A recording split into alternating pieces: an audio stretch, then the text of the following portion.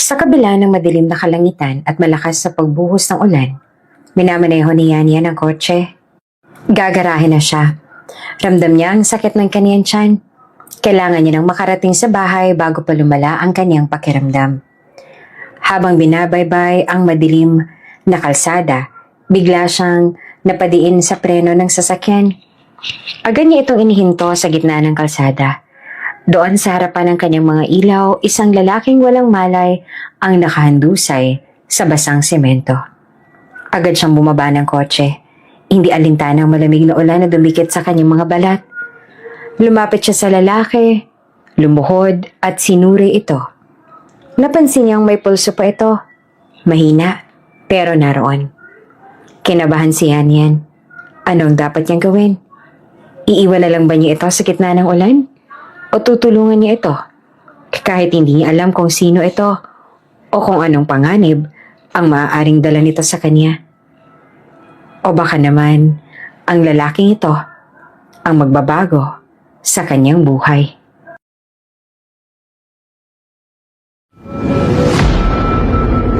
Bago ka pa lang sa channel na ito, Ate Jane TV, huwag kalimutang pindutin ang notification bell and subscribe button. Sana po hindi naman malaking abala sa inyo ang pagpindot ng subscribe button dahil ang kapalit po nito ay ang pagsuporta para makapag-produce ng mga libreng stories sa mga channels ni Ate Jane. Maraming salamat! Maagang nagising si Yan sa tunog ng tilaok ng manok at mahihinang yapak ng mga batang naglalaro sa labas. Sa kabila ng pagod mula sa magdamag na pagmamaneho kahapon, kinailangan niyang bumangon para sa panibagong araw ngayon. Habang dahan-dahang bumangon mula sa kutsyon, hinimas niya ang kaniyang tiyan. 6 na buwan na siyang buntis. Hindi madali, lalo na't wala siyang katuwang sa buhay pero kailangang kayanin para sa kanyang anak. Nang lumabas siya ng kwarto, bumungad sa kanyang amoy ng sinangag at pritong itlog mula sa maliit na kusina. Naroon si Tia Elena, abala sa paghahanda ng almusal kahit na mukhang aburido. Hindi naman nawawala ang pagmamahal sa kanyang kilos. Yan, halika na't kumain ka muna bago ka pumasada. Anang matanda habang inaayos ang plato sa pagkainan. Naglagay pa ito ng mainit na sabaw ng tinola sa mangkok para higupin ni Yan. Higupin mo at may malunggay yan, pampalakas yan. Huwag ka nang magkape at magtubig na lang, ha? Napangiti si Yan at dahan-dahang umupo. Salamat po, Chang. Napakasarap naman ang almusal, mukhang maaga pa po kayo nagising, ah. Habang kumakain, tinitingnan siya ng tiyahin niya. Kita sa mga mata nito ang labis na pag-aalala. Yan, ewan ko rin ba sa'yo? Alam mo nang buntis ka pero drive ka pa rin ng drive. Sabi nito habang nakapamewang. Ay, alam mo bang maraming balita ngayon nung nagro-road rage ba na yan? Naku, yan sinasabi ko sa'yo. Mag-iingat ka lagi at nag-aalala ako lagi sa'yo at sa bata. Napahinto si Yan sa pagsubo. Sanay na siyang makarinig ng ganitong sermon mula kay Tiang Elena. Pero alam niyang ang pag-aalala nito ay totoo. Tumikhim siya bago nagsalita. Kaya ko pa naman, Tiang. Napahawak siya sa kanyang tiyan. Kailangan kong magtrabaho. Gusto ko namang makatulong kahit papaano sa bahay. Salamat na nga lang sa inyo ni Tio Oscar. May kotse ako na mamaneho kaya may naipapang pasada ako. Napabundong hininga si Tia Elena. Hay nako. Yang Tio Oscar mo kasi, kung binenta na lang natin ang kotse, hindi na naisip ang grab-grab na yan. Isipin mo na lang, Tiang, hindi ba't kahit papaano mas malaki rin ang kinikita sa pagpapasada? Kung ibenta natin yan, wala rin kaagad. Apila naman niyan sa kanyang tiyahin. Kung buhay lang siguro mga magulang mo, hindi ka siguro maghihirap ng ganito. Tahimik lang si Yan. Bata pa lang siya nang mawala siya ng magulang. Kung hindi dahil sa tiyahin at tiyuhin niya, wala siyang matatawag na pamilya. Sigurado ka bang ayaw mo na hanapin ng tatay ng batang yan?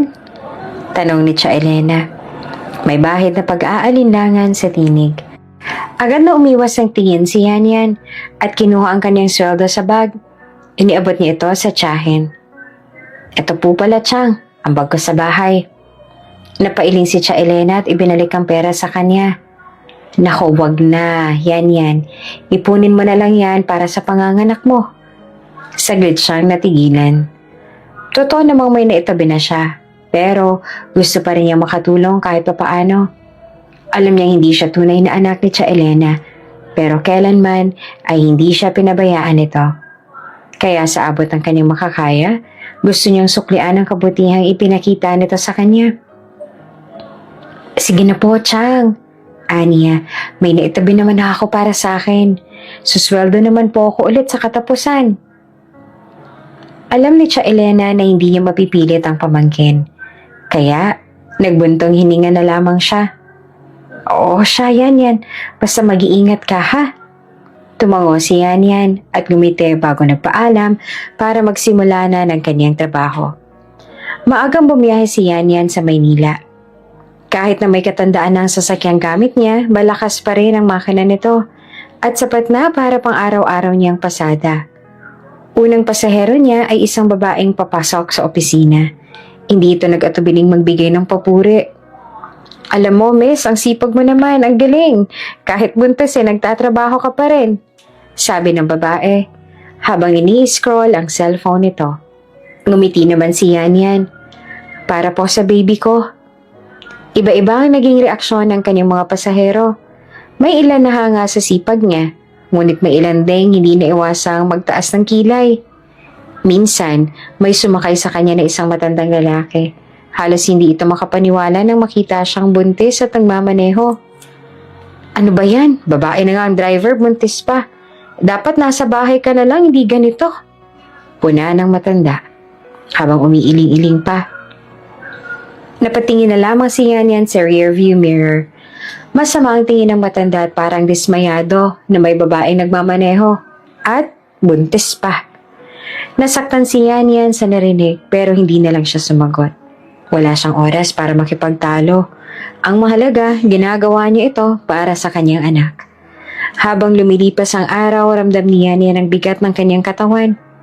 Masakit na ang likod niya. At minsan ay sumasakit din ang kanyang tiyan. Pero, hindi siya tumitigil. Kahit mahirap, tiniis niya ang lahat. Lalo na't wala siyang ibang maaasahan kundi ang sarili niya.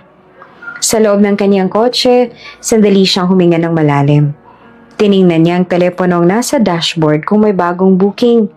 Wala pa. At traffic pa rin sa kahabaan ng EDSA. Napahawak siya sa kanyang tiyan. Biglang may naramdaman siyang kakaiba. Isang banayad na pagsipa mula sa loob. Napangiti siya, halos maluwa sa tuwa. Ang likot mo, anak, ha? Mahina niyang bulong. Sa unang pagkakataon, naramdaman niya ang anak niyang gumalaw. Isang maliit na himala sa gitna ng pagod at pagsisikap. Hinimas niya ang kanyang tiyan. Dama ang bagong damdamin ng pagiging isang ina. Sabik na ako makita at mahawakan ka. Pangako, gagawin ni Mama ang lahat para sa'yo. Aniya, mahina pero puno ng pangako. At sa kabilang ng pagod, sa kabila ng mga panghuhusga ng iba, napanatag ang puso ni Yan. Dahil alam niyang ano man ang mangyari, hindi niya pababayaan ang anak niya. Maagang nagsimula ang araw ni Yan. Kahit pa mabigat ang pakiramdam dahil sa kanyang lumalaking tiyan, hindi niya ito iniinda. Ang bawat araw ay isang bagong oportunidad para kumita at makatulong sa gastusin sa bahay. Habang inaayos ang kanyang sasakyan sa labas ng bahay, lumabas si Tia Elena na may dalang baonan. Oh, yan. Ito ang baon mo para hindi ka na bumili sa labas. Sabi ng matanda habang inaaabot ang plastic container na may laman pa ring mainit na kanin at ginisang gulay. Salamat po, Chang. Sagot ni Yan sabay ngiti. Mag-iingat ka, ha? Huwag ka nang magtagal sa daan at umuwi agad mamayang gabi. Paalala pa nito bago siya tuluyang sumakay sa sasakyan. Nang makaupo na siya sa driver's seat, sandali siyang huminga ng malalim. Isang mahabang araw na naman ito. Ngunit walang dahilan para huminto. Kailangan niyang magsumikap para sa kanyang anak. Mula umaga hanggang tanghali, sunod-sunod ang pasahero ni Yan. May estudyante nagmamadaling pumasok sa eskwelahan. May isang empleyadong abala sa tawag habang nasa biyahe. At may isang matandang babae na nagpasalamat nang inihatid niya ito ng ligtas sa ospital. Iba-iba ang mga taong nakakasalamuha niya araw-araw. At bawat isa ay may sariling kwento. May ilan na humahanga sa kanya pero hindi rin nawawala ang mga taong mapanghusga. Sa isang biyahe, may sumakay na 2 babae na tila nagbubulungan sa likuran. Ano ba yan? Babae na nga ang driver. Buntis pa. Bulong ng isa. Ang tapang naman ito. Paano kung may emergency habang nagmamaneho siya? Dagdag ng isa pa. Hindi na lang pinansin niya ng mga ito. Para bang sanay na siyang makarinig ng ganun. Nakakapanibago lang dahil galing pa talaga sa tulad niyang babae rin. Debale na. At para kay Yan, hindi hamak na mas mahalaga naman ang kanyang trabaho at ang anak niya kesa sa opinyon ng ibang tao. Pagdating sa kanilang destinasyon, nagpasalamat ang mga pasahero bago bumaba. Salamat po, sagot ni Yanya na pilit na may ngiti. Pagsapit ng hapon, tinapik ni Yanya ng manibela ng kanyang sasakyan. Kaya pa, partner. Ani niya sa kanyang sasakyan bago nagpatuloy sa biyahe. Pagkatapos ng sunod-sunod na booking, sa wakas ay nakahanap siya ng pagkakataon upang sandaling iparada ang kanyang sasakyan at magpahinga. Dito niya napansin ang isang kulay itim na leather wallet na naiwan sa likurang upuan. Agad niyang kinuha ito at binuksan upang alamin kung sinong may-ari. Nanlaki ang kanyang mga mata na makita niya ang laman. Makakapal na salapi, credit cards, at isang ID. Aba, ang dami namang laman ito. Bulong niya sa sarili. Sandali niyang pinag-isipan kung ano ang gagawin. Maaari niyang iwan na lang ito sa isang istasyon ng pulis o di naman kaya hintayin na tawagan siya ng may-ari. Ngunit sa bandang huli, mas minabuti nang siya na mismo magbalik nito. Sinubukan niyang hanapin ang may-ari sa sistema ng app na kanyang ginagamit. Sa kabutihang palad, nakita niyang pangalan at contact number ng huling pasaherong sumakay. Hello po, sir. Kayo po ba si Mr. Joaquin Reyes? Tanong niya nang sagutin nito ang tawag. Oo, ako nga. Sino to? Sagot ng lalaki sa kabilang linya. Sir, ako po yung grab driver na sinakyan niyo kanina. May naiwan po kayong pitaka sa sasakyan ko. Ha? Diyos ko, buti na lang. Nasaan ka ngayon? Pwede ba kitang puntahan? Maya-maya pa ay nakita sila sa isang coffee shop kung saan ibinalik niya ng wallet. Kita sa mukha ng lalaki ang ginhawa at tuwa. Hindi ko alam kung paano kita mapapasalamatan. Nito habang binibilang ang laman ng kanyang wallet. Aba, kompleto. Wala kang kinuha kahit piso. Siyempre naman po, sir. Hindi naman po akin yan. Hindi ko po ipagpapalit ang dangal ko sa kahit anong halaga ng pera. Dahil sa labis na tuwa, inalok siya ni Joaquin ng pabuya. O heto, tanggapin mo sana bilang pasasalamat ko. Napatingin si Yan sa sobre ng pera. Hindi niya akalaing bibigyan siya ng ganoong kalaking halaga bilang gantimpala. Naku sir, hindi na po kailangan. Hindi please, tanggapin mo yan. Isa ka magandang halimbawa ng katapatan.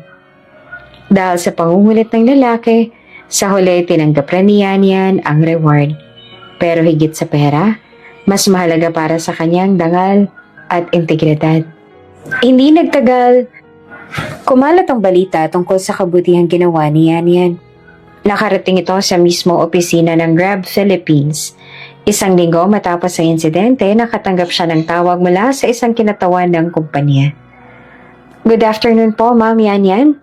Gusto lang po namin iparating na humahanga kami sa inyong katapatan. At dahil po rito, nais po namin kayong parangalan ng Grab Philippines bilang isa sa mga Outstanding Drivers of the Month. Nabigla si Yan sa narinig. Talaga po? Ako? Opo, ma'am. Bibigyan po kayo ng isang espesyal na parangal, kasama ng isang bonus bilang pasasalamat ng kumpanya sa inyong kabaitan. Halos maluha si Yan. Hindi niya akalain na ang isang simpleng bagay tulad ng pagsasaoli ng petaka ay magdadala ng ganitong biyaya. Kinabukasan, inimbitahan siya sa opisina ng kumpanya para sa isang simpleng seremonya. Habang nasa entablado, Pinasalamatan siya ng mga opisyal ng Grab at binigyan siya ng certificate, isang trophy at isang cheque bilang bahagi ng kanyang bonus. Laking gulat niya nang makita ang halaga, sapat na upang makatulong sa kanyang panganganak. Habang iniaabot sa kanyang parangal, lumapit sa kanyang isang reporter at tinanong siya, "Ma'am Yan, ano pong masasabi ninyo sa pagkilalang ito?" Ngumiti si Yan, hawak-hawak ang kanyang tiyan. "Hindi ko po inakala na mararanasan ko ito. Pero para sa akin, hindi na kailangang pag-isipan pa ang pagiging tapat. Ang pera po ay nauubos. Pero ang pangalan at dignidad ay habang buhay mong dala. At higit sa lahat, ginagawa ko ito hindi lang para sa sarili ko, kundi para na rin sa magiging anak ko." Nagpalakpakan ng mga tao. Sa araw na iyon, napagtanto ni Yan na hindi kailangang maging mayaman upang makatanggap ng biyaya. Ang kabutihan ng puso, ang tunay na kayamanan ng isang tao. At habang papalapit na ang araw ng kanyang panganganak, isa lang ang kanyang iniisip.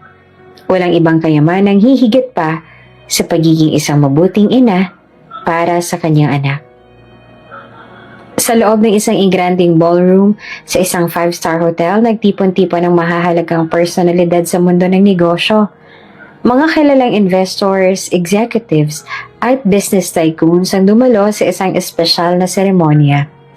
Ang formal na pagtatalaga kay Alexander Chen bilang bagong CEO ng Chen Global Holdings.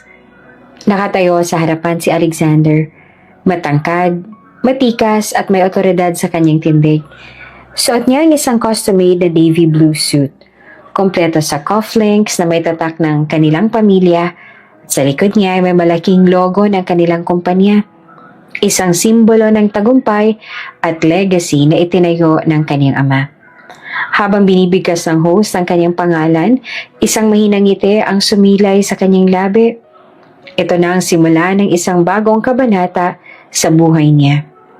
Tumayo si Alexander sa podium, kinuha ang mikropono at tumingin sa mga bisita.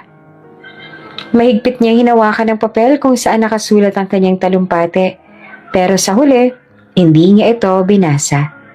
Direkta niyang tiningnan ng mga tao, hindi lamang bilang mga bisita kundi bilang mga taong nakasandal sa kanyang pamumuno. "Ladies and gentlemen, honored guests, and most importantly, my family. I stand before you today as the new CEO of Chen Global Holdings. It is a great honor and a great responsibility. I have spent my entire life preparing for this moment, and I promise to lead this company with integrity, innovation, and excellence." Tumigil siya saglit. Mula sa isang batang sakitin noon, ngayon ay isa na siyang CEO. "My great-grandfather built this company with his own 2 hands. My great-grandmother supported him every step of the way. Their legacy has been passed down from generations to generations. My parents handled the company with grit and passion. And now, as they step into retirement, and as a nod to the people who came before me, I vow to continue their legacy. To my family, my parents, to our employees, and to our investors, I will not let you down." Isang malakas na palakpakan ang bumalot sa buong silid. Sa gilid ay kita niya ang kanyang mga magulang na nakatingin sa kanya ng may pagmamalaki. Pagkatapos ng seremonya, nagkaroon ng isang intimate na dinner kasama ang kanyang mga magulang sa isang exclusive restaurant. Tahimik si Alexander habang pinagmamasdan ng kanyang parents sa masayang kumakain. Napansin ito ng kanyang ina. "Son, are you okay?" "Yes, Mom. I'm just processing everything." Sagot niya habang inaayos ang cuffs ng kanyang suit. Sumandal ang kanyang ama sa upuan at lumiti. "You have come a long way, Alexander. Mula sa pagiging batang sakitin noon, ngayon isang ganap ng malakas na CEO." "Indeed," dagdag naman ang kanyang ina. "And we expect nothing but the best from you." Alam ni Alexander na hindi ito isang simpleng paalala. Ito ay isang utos. Nakangiti pa rin ang kanyang ama pero halata sa tono nito na seryoso ang mga salitang bibitawan. And now that you are the CEO, son, I think it's time you drop the unnecessary things in your life. You should start focusing on your responsibilities. No more parties, no more vices. Napangiti si Alexander at marahang umiling. Yes, Dad, I promise. I promise no more parties. I have a family name to take care of. Nagmukhang kontento ang kanyang mga magulang sa sagot niya. Ilang minuto pa silang nag-usap tungkol sa business plans bago tuluyang nagpaalam. Kinabukasan, lilipad na patungong China ang kanyang parents para doon mag-retire. Ngayon, si Alexander na ang may hawak ng lahat. Sa unang araw ng kanyang opisyal na pamumuno bilang CEO, dumating si Alexander sa opisina suot ang kanyang paboritong tailored suit. Walang bahid ng kaba sa kanyang mukha. Tanging kumpiyansa at determinasyon lang ang makikita. Pagpasok pa lang niya sa main lobby ng kanilang headquarters, agad na tumahimik ang mga empleyado. Ang ilan ay nag-aayos ng kanilang postura. Ang iba naman ay tila nagmamadaling magmukhang abala. Napansin niya ito at napangiti ng bahagya. Sanay na siya. Sa business world, si Alexander Chen ay kinikilala bilang isang brilliant yet intimidating leader. Strict professional at hindi basta-bastang kinakausap kung hindi kinakailangan. Sa isang meeting kasama ang board members, ipinakita niya ang kanyang strategic 5-year plan para sa expansion ng kanilang negosyo. Klaro at diretso ang kanyang presentasyon. Walang paligoy-ligoy, walang drama. We will take Chen Global Holdings to new heights. We will expand our reach in Southeast Asia, modernize our business structure, and increase our market share by at least 20% within the next 3 years. Napahanga ang lahat. Walang duda, ang bagong CEO ay handang patunayan ng sarili. Ngunit sa kabila ng lahat ng tagumpay na kanyang tinatamasa, may isang bagay siyang hindi maalis sa kanyang isipan. Pagkatapos ng isang mahabang araw sa opisina, nakaupo si Alexander sa kanyang private lounge na nasa loob mismo ng opisina niya. May hawak siyang baso ng tubig habang nakatanaw sa malawak na bintana. Pinagmamasdan ng city lights ng Maynila. Nagawa niya ng lahat ng inaasahan sa kanya. Napasaya niya na ang kanyang mga magulang. Napahanga niya ang business community. Pero bakit may kulang? Hinawakan niya ang kanyang sentido at napangiti ng mapait. Alam niya kung ano yun. Sa katunayan, gusto niya nang mag-settle down. Sa edad na 32, wala pa siyang asawa o kahit seryosong relasyon. Sa nakalipas na taon, puro negosyo lang ang nasa isip niya. Madalas siyang iset up ng kanyang mga magulang sa iba't ibang Filipino-Chinese socialites. Pero wala ni isa ay nagtagal. Lahat ng relasyon niya ay panandalian lamang. Casual, walang commitment. Pero ngayon nararamdaman niyang gusto niya nang bumuo ng sarili niyang pamilya. Ngunit hindi iyon ganoong kadali. Alam niyang kailangang patunayan niya muna sa sarili niya na kaya niyang dalhin ang empire ng kanilang pamilya. Hindi niya maaaring ipagkatiwala ang kanyang puso hanggat hindi pa siya ganap na sigurado sa kanyang kakayahan bilang CEO. Kaya kahit na gusto niya na makahanap ng babaeng mamahalin, hindi niya muna ito gagawin. Hindi pa ngayon. Babalik siya sa trabaho. Magiging perpekto siyang CEO. At kapag dumating na ang tamang panahon, saka lang niya hahanapin ang babaeng kukumpleto sa kanyang buhay. Sa loob ng isang marangyang boardroom sa 4th floor ng Chen Global Holdings, nakaupo si Alexander. Nakapirming ekspresyon habang nakikinig sa isang senior executive na nagsasalita tungkol sa financial projections ng kumpanya. Sa tabi niya, nakapatong sa mesa ang kanyang mamahaling fountain pen at isang baso ng tubig. Parehong hindi niya nagagalaw mula nang magsimula ang meeting, 1 oras nang nakalipas. Mr. Chen, based on our latest data, we can expect a 15% increase in our Southeast Asian market by the end of the next quarter. Tumango si Alexander habang minamarkahan ng ilang notes sa kanyang tablet. Isa na namang matagumpay na presentasyon. Ngunit sa kabila ng positibong resulta, isang bagay ay hindi niya maalis-alis sa isip. Pagod na siya. Sa nakalipas na linggo, halos wala siyang pahinga. Meeting sa umaga, press conference sa hapon, business summit sa gabi. Paulit-ulit, walang katapusan. Ngunit ganito talaga ang buhay ng isang CEO. Walang puwang ang kahinaan. Bago pa man matapos ang araw, dumalo siya sa 3 corporate events. Kinailangan niyang makipagkamay sa investors, ngumiti para sa mga kamera, at sagutin ang walang katapusang tanong ng media. At ngayon, sa kabila ng matinding pagod, siya pa rin ang nagmamaneho pa uwi. May emergency kasi ang kanyang driver at ayaw naman niyang gumabala ng iba niyang staff dahil biglaan. Kaya siya na lang nagmaneho para sa sarili. Malalim na ang gabi, madilim ang kalangitan, at tila may paparating na bagyo. Habang nasa liku-likong kalsada patungo sa kanyang penthouse, pakiramdam ni Alexander ay unti-unti siyang hinihila ng antok at hilo. Humigpit ang hawak niya sa manibela. Masyado na siyang napagod. Damn it! Bulong niya sa sarili. Kailangan niya magpahinga saglit. Itinabi niya ang kanyang mamahaling sasakyan sa isang medyo liblib na bahagi ng kalsada. Huminga siya ng malalim at idinikit ang ulo sa headrest. Siguro mga ilang minuto lang ako magpapahinga. Dahan-dahan siyang bumaba ng sasakyan para makalanghap ng sariwang hangin. Ngunit sa sandaling tumayo siya, biglang lumabo ang paningin niya. Nanikip ang kanyang dibdib. Lalo siyang nahilo. Sa isang iglap, bumagsak sa gilid ng kalsada, walang malay. Sa kabilang bahagi naman ng lungsod, si Yanya naman ay nasa huling biyahe niya na para sa gabing yon. Malakas ang ulan. Madiim ng tunog ng bawat patak sa bubong ng kanyang kotse. Grabe naman to, para namang signal number 3. Bulong niya habang inaayos ang windshield wipers. Dapat ay kanina pa siya umuwi. Pero napilitang tapusin ng isang booking dahil kailangan niyang kumita.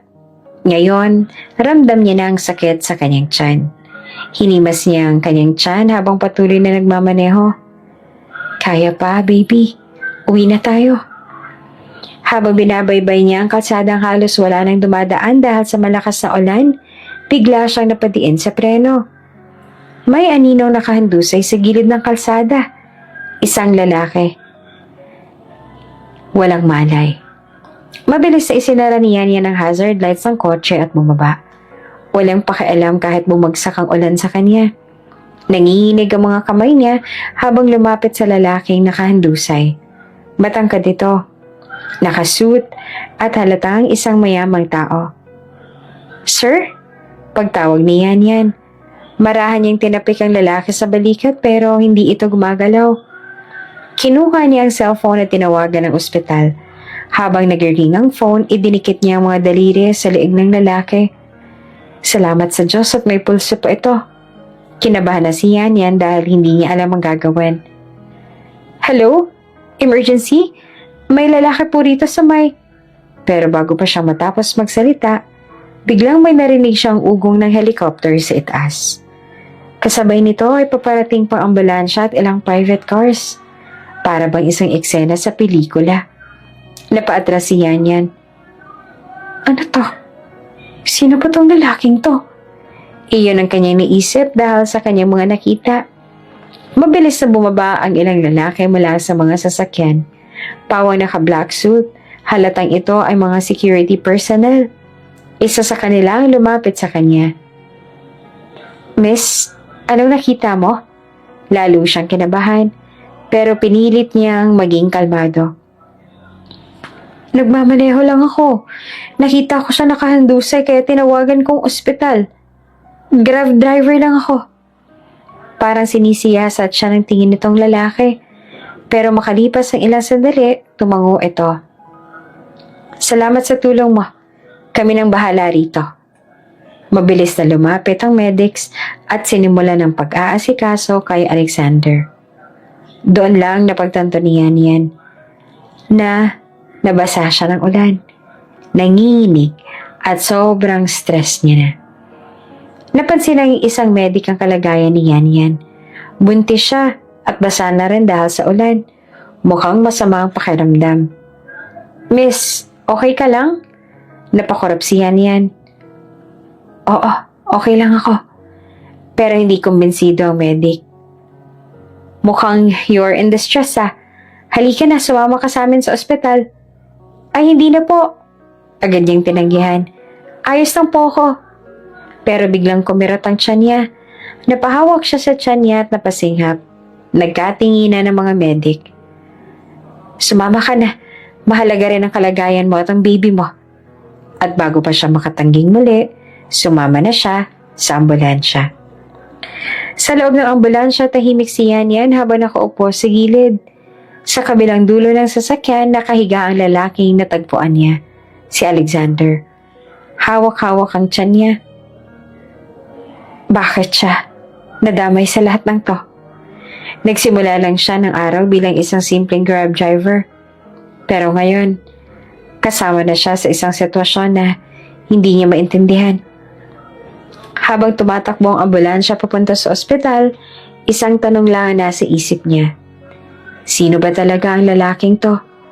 At bakit parang napakalaki ng mundo niya? Sa loob ng isang pribadong kwarto sa ospital, nakahiga si Yan Yan. Nakasuot ng puting hospital gown, bagamat kalmado pa ang paligid, hindi pa rin niya maiwasang mag-alala sa sinapit ng kanyang baby.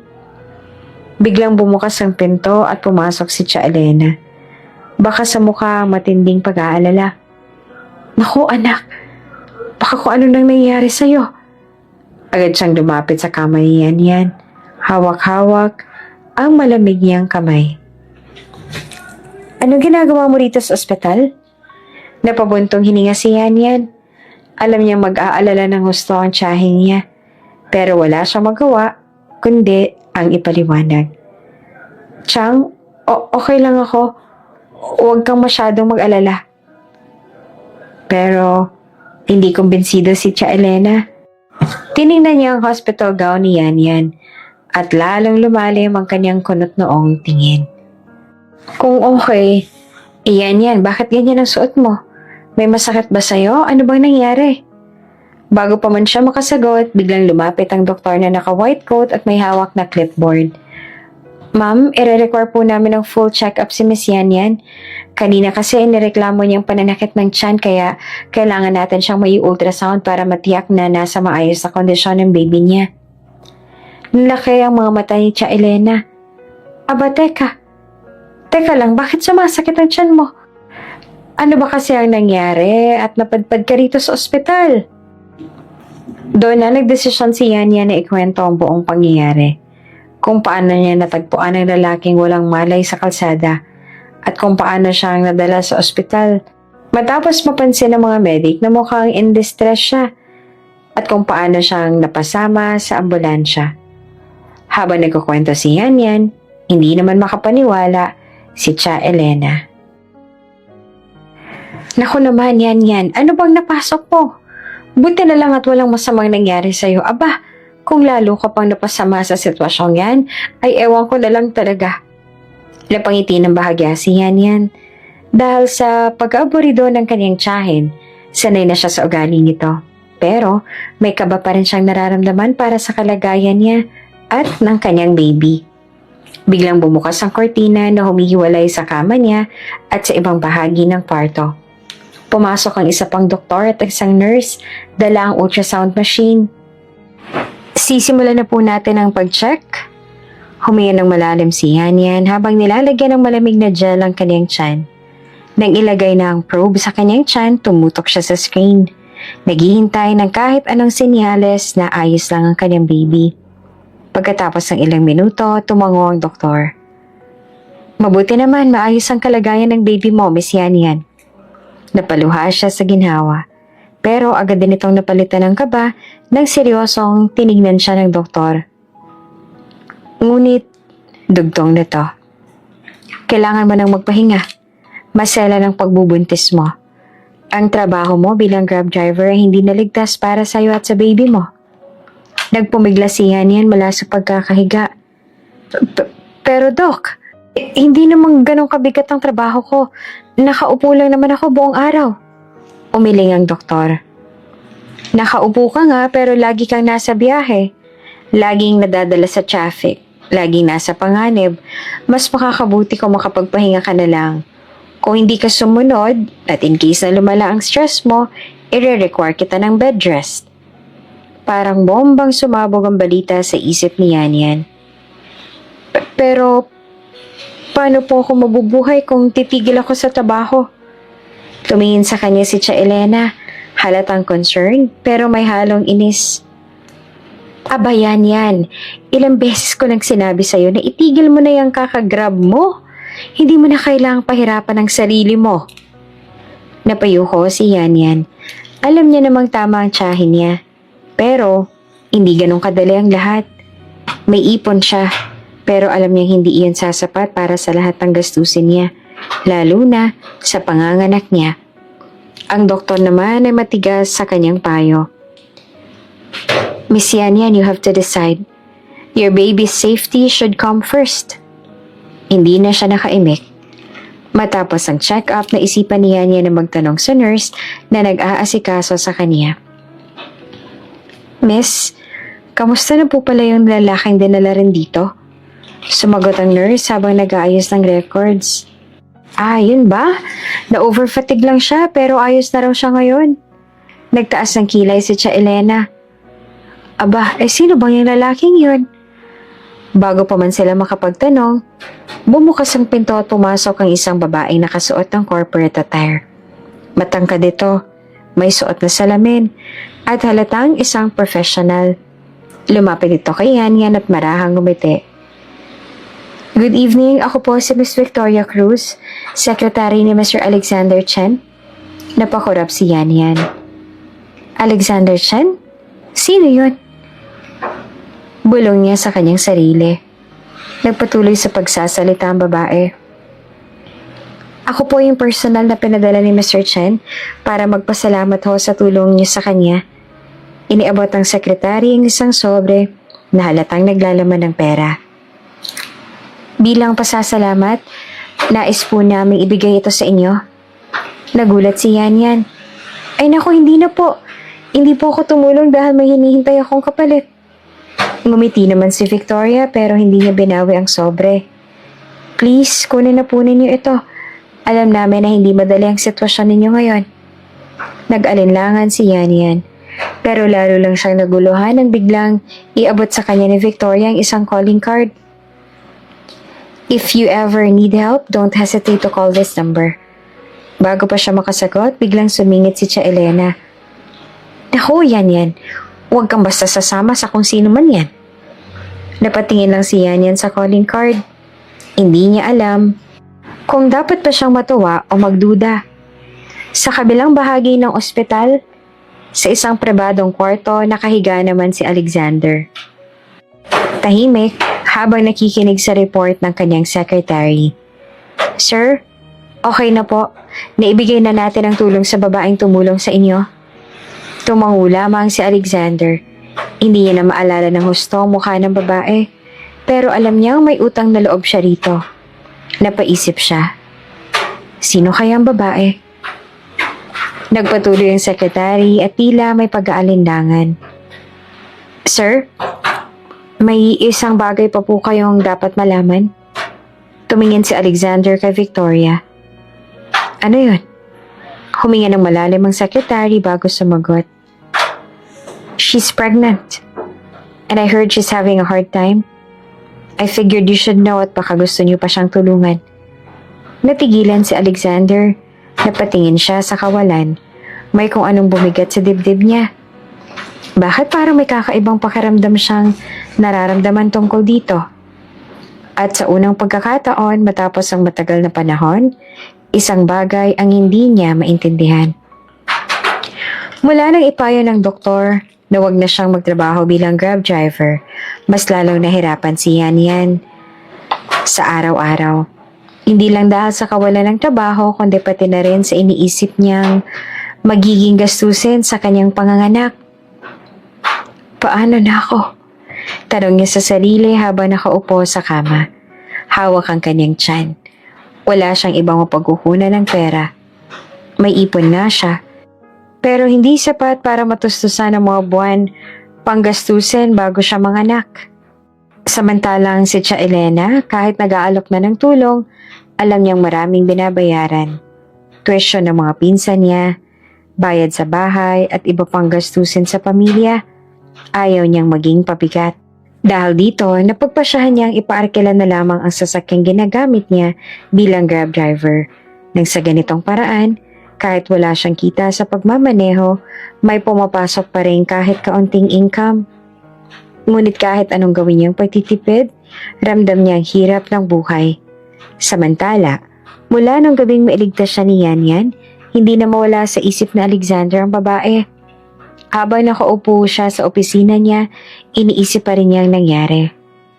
What if, kung hindi siya dumaan doon? Ano kayang nangyari sa akin? Madilim ang kalsada, umuulan, at gabing-gabi na noon. Sino ang makakakita sa kanya kung hindi si Yan Yan? Hindi niya maintindihan. Pero pakiramdam niya, ay may malalim siyang utang na loob sa babae. Kaya naman habang tumatagal, mas lalo siyang nababother. Hindi siya mapakali sa ideyang maaaring nahihirapan na si Yan Yan sa sitwasyon nito. Hanggang sa tuluyan na siyang nakapagdesisyon. Tutulungan niya ito. Ngunit hindi lang bastang bigyan ng pera. Gusto niyang tiyakin na magiging ligtas at komportable si Yan Yan sa nalalabing buwan ng pagbubuntis nito. At dahil dito, ay nakaisip siya ng plano. Kasalukuyang nagluluto ng simpleng hapunan si Yan Yan nang biglang tumunog ang kanyang cellphone. Napakanood siya ng noon nang makita ang numerong hindi pamilyar. Sino to? Saglit siyang nagdalawang isip bago sagutin. Hello? Sagot ni Yan Yan sa tawag. Good evening, Miss Yan Yan. This is Victoria Tan. I believe you remember me? Mabilis siyang naalala ang babae, ang secretary ni Alexander Chen. Opo, Ma'am Victoria. Magandang gabi po. Ano po may tutulong ko sa inyo? Actually, hindi kami ang may kailangan ng tulong. Ikaw ang nais naming tulungan. Nagulat si Yan Yan. Po? Si Mr. Chen mismo ang nag-utos na bigyan ka ng magandang tirahan habang buntis ka. Ayaw niyang nahihirapan ka sa gastusin mo ngayon kaya nais niyang anyayahan kang tumira sa kanyang mansyon. Nanlaki ang mga mata ni Yan Yan. Mansyon? Pero bakit po? Hindi naman po humingi o humingi ng tulong. Alam po namin yon. Pero nais lang niyang suklian ang kabutihang ipinakita mo. Kung hindi mo siya natulungan ng gabing yon, sino nakakaalam kung anong nangyari sa kanya? You saved his life. And now, he wants to make sure that you are safe too. Hindi agad nakasagot si Yan Yan. Totoo ba ang lahat ng to? Iniisip niyang tanggihan pero naalala niya ang kanyang sitwasyon. Wala siyang trabaho, wala siyang kita at may pinagbubuntis siya. Hindi niya alam kung anong nararapat na gawin. Pero, nang marinig niya ang sunod na sinabi ni Victoria, ay tila mas lalo siyang napaisip. Hindi mo kailangang tumira doon ng libre. May trabaho ka pa rin naman. Ikaw ang magiging tagapamahala ng mga dokumentong kailangan ng kumpanya. Kaya may sahod ka rin. Mas lalo pa siyang napaisip. Ibig sabihin, hindi ito basta limos. Trabaho ito. At kung tutuusin, mas safe pa siya. Kaya sa huli, pumayag na siya. Dumating ang araw na susunduin na si Yan Yan. Habang nakatayo sa harap ng bahay, hindi siya makapaniwala nang makita niyang may dumating na limousine para sa kanya. Diyos ko, Chang, ano to? Totoo ba to? Hindi rin makapagsalita si Tia Elena. Nako, ewan ko sa'yo Yan Yan, bahala ka nga riyan. Basta, mag-iingat ka na lang ha. Nang sumakay siya sa limousine, hindi niya maiwasang kabahan. Pakiramdam niya, isa siyang prinsesa na dinadala sa palasyo. At nang makarating siya sa mansyon ni Alexander, mas lalo siyang nagulat. Grabe, ang laki naman ito. Napakagarbo ng mansyon, may malaking gate, fountain sa harap at mga mamahaling sasakyan. Napagtanto niya kung gaanong kayaman si Alexander Chen. Kaya pala may helicopter at private cars na dumating noong gabing yon. At doon niya na nakita si Alexander for the first time. Tumigil siya nang makita niya nakatayo sa hagdan si Alexander. Nakaputing long sleeve shirt ito na nakatupi ang manggas. May suot na mamahaling relo. At may presensyang tila hari na hindi mapantayan. Ngunit ang hindi niya maintindihan, bakit biglang bumilis ang tibok ng kanyang puso? Parang pamilyar. Parang may kung anong koneksyon na hindi niya maipaliwanag. Ngunit agad niyang iwinaksi ang ideyang iyon. Naglakad siya papunta kay Alexander.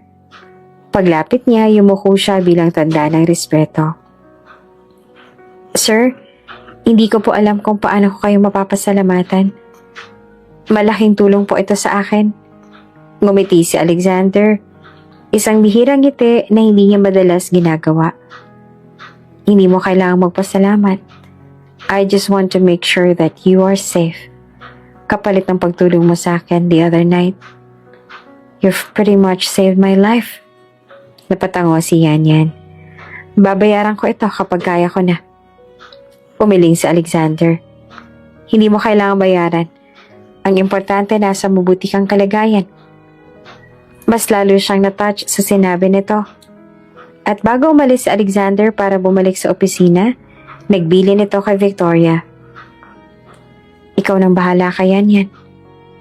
Habang iniikot ni Victoria si Yan Yan sa loob ng mansyon, hindi man naman maiwasan ni Yan Yan na magtanong, Miss Victoria, ganito ba talaga kabait si Sir Alexander?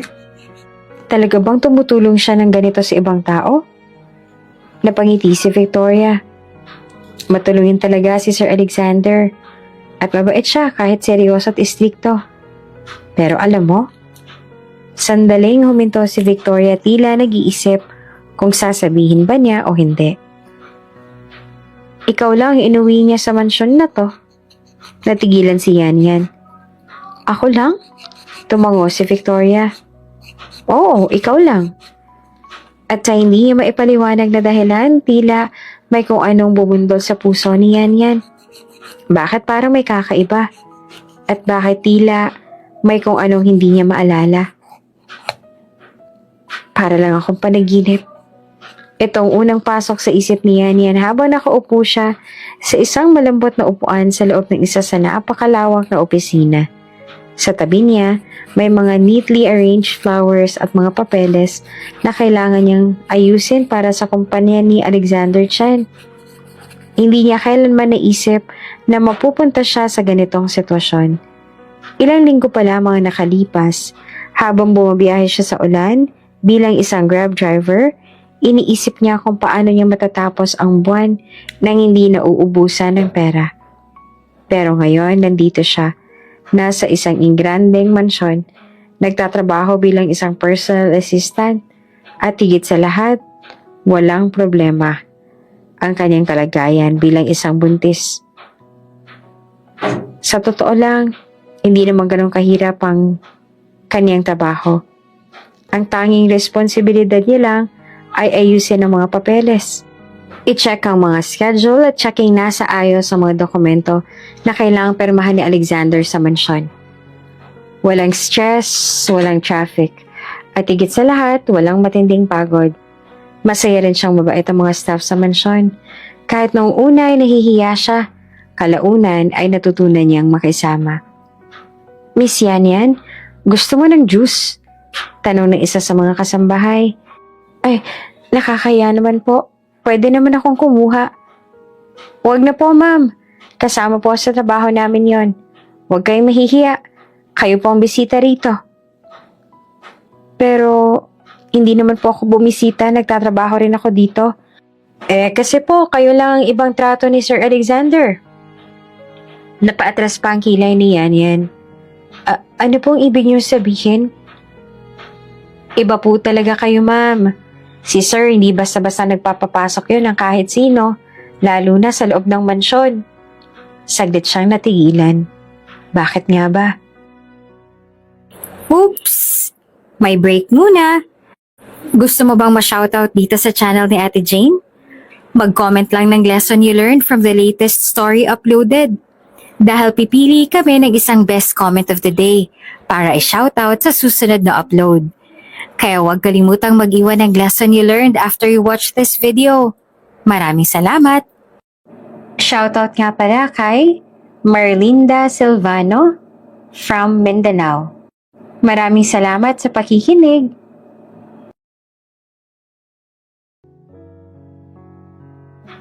Pero hindi niya na masyadong iniisip yon.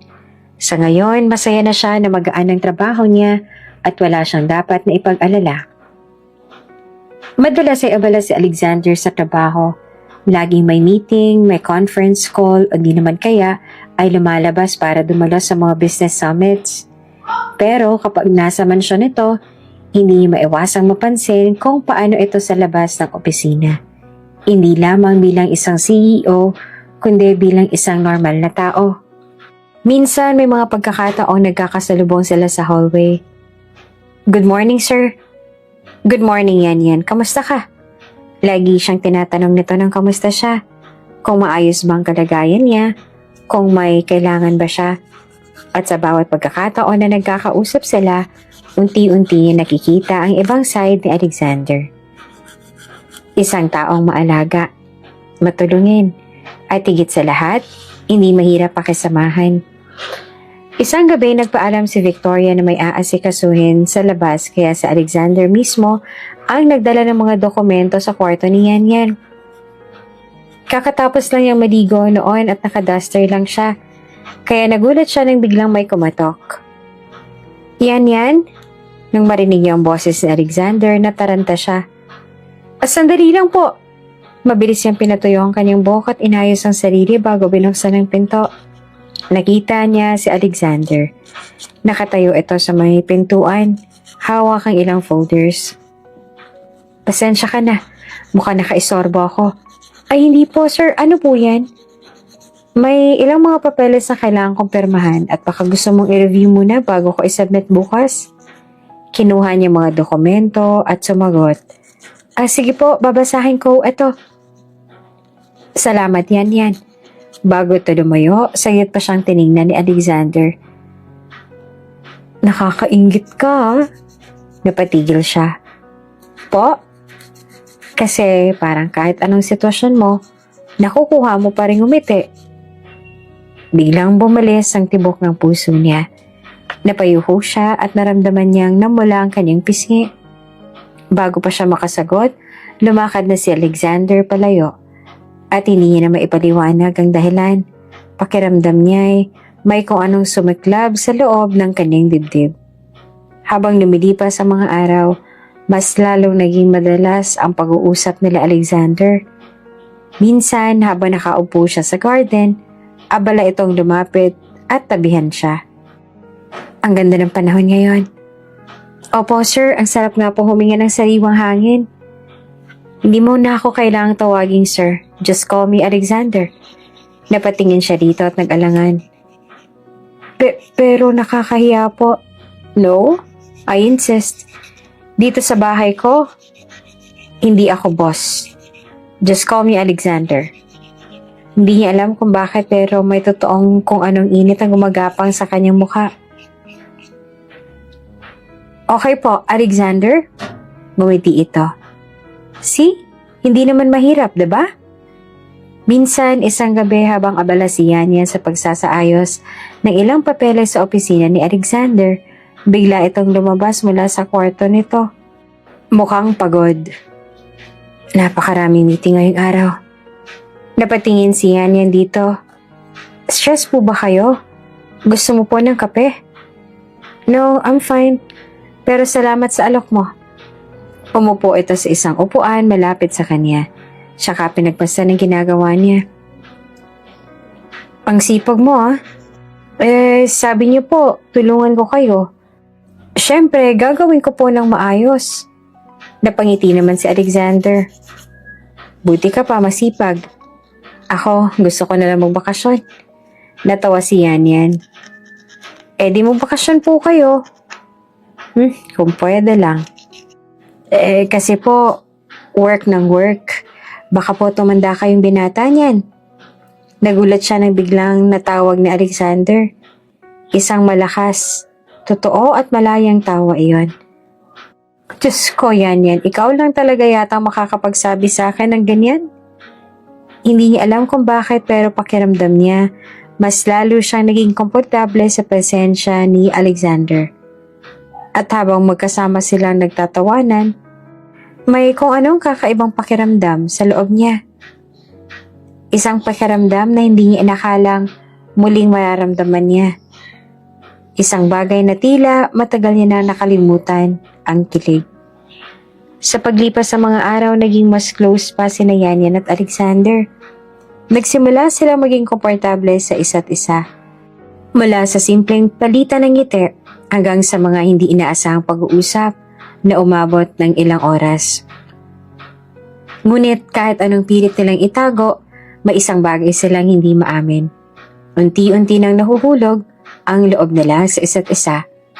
Isang gabi habang nasa study room si Alexander at abala sa pagbabasa ng mga business reports, biglang bumukas ang pinto. Napalingon siya at nakita si Yan. May dalang tray na may tasa ng gatas. Huling kita ko na kanina pa kayo nagbabasa. Baka hindi pa kayo nagre-relax. Tumingin si Alexander sa kanya at saka napangiti. Tama ka. Hindi ko na malayang hating gabi na pala. Inilapag niya ng tray sa mesa at naupo sa harap niya. Dapat kasi nagpapahinga rin kayo. Hindi laging trabaho. Sa bagay, pero ang trabaho ko, ang buhay ko. Napangiti si Yan. Pero kahit CEO kayo, tao pa rin naman ho kayo. Kahit papaano ay kailangan nyo rin pong alagaan ang sarili ninyo. Tahimik lamang si Alexander habang nakatitig sa kanya. Hindi niya alam kung bakit pero may anong init ang pumapang sa kanyang dibdib. Parang ang saya niyang pakinggan ng isang taong nag-aalala sa kanya. Sa tagal niya sa corporate world, bihira lang ang may nagsasabing magpahinga siya. At ngayon, isang simpleng babaeng hindi niya inaasahan ang siyang nagpayo sa kanya ng ganoon. Nagtagpo ang mga mata nila. Pareho nilang naramdaman ang kakaibang koneksyon sa kanilang pagitan. Pero bago pa may mangyari, umiwas agad ang tingin si Yan at tumikim. Sige po, matutulog na po ako. Good night. Good night, Yan. Pinanood ni Alexander ang paglayo ni Yan habang pilit na pinipigilan ang sariling ngiti. Minsan, isang maaliwalas na umaga, nagkasabay sila ni Alexander sa paglalakad sa hardin. Habang naglalakad, napansin niyang tahimik lang si Alexander. May iniisip ka ba? Tanong niya rito. Tumingin ito sa kanya at ngumiti. Wala naman. Natutuwa lang ako kasi parang mas okay ka na ngayon. Napahawak siya sa kanyang tiyan. Oo nga po, malapit na akong manganak. Hindi ko na malahi ang bilis pala ng panahon. Tumango si Alexander pero may lungkot sa kanyang mga mata. Anong balak mo pagkatapos mong manganak?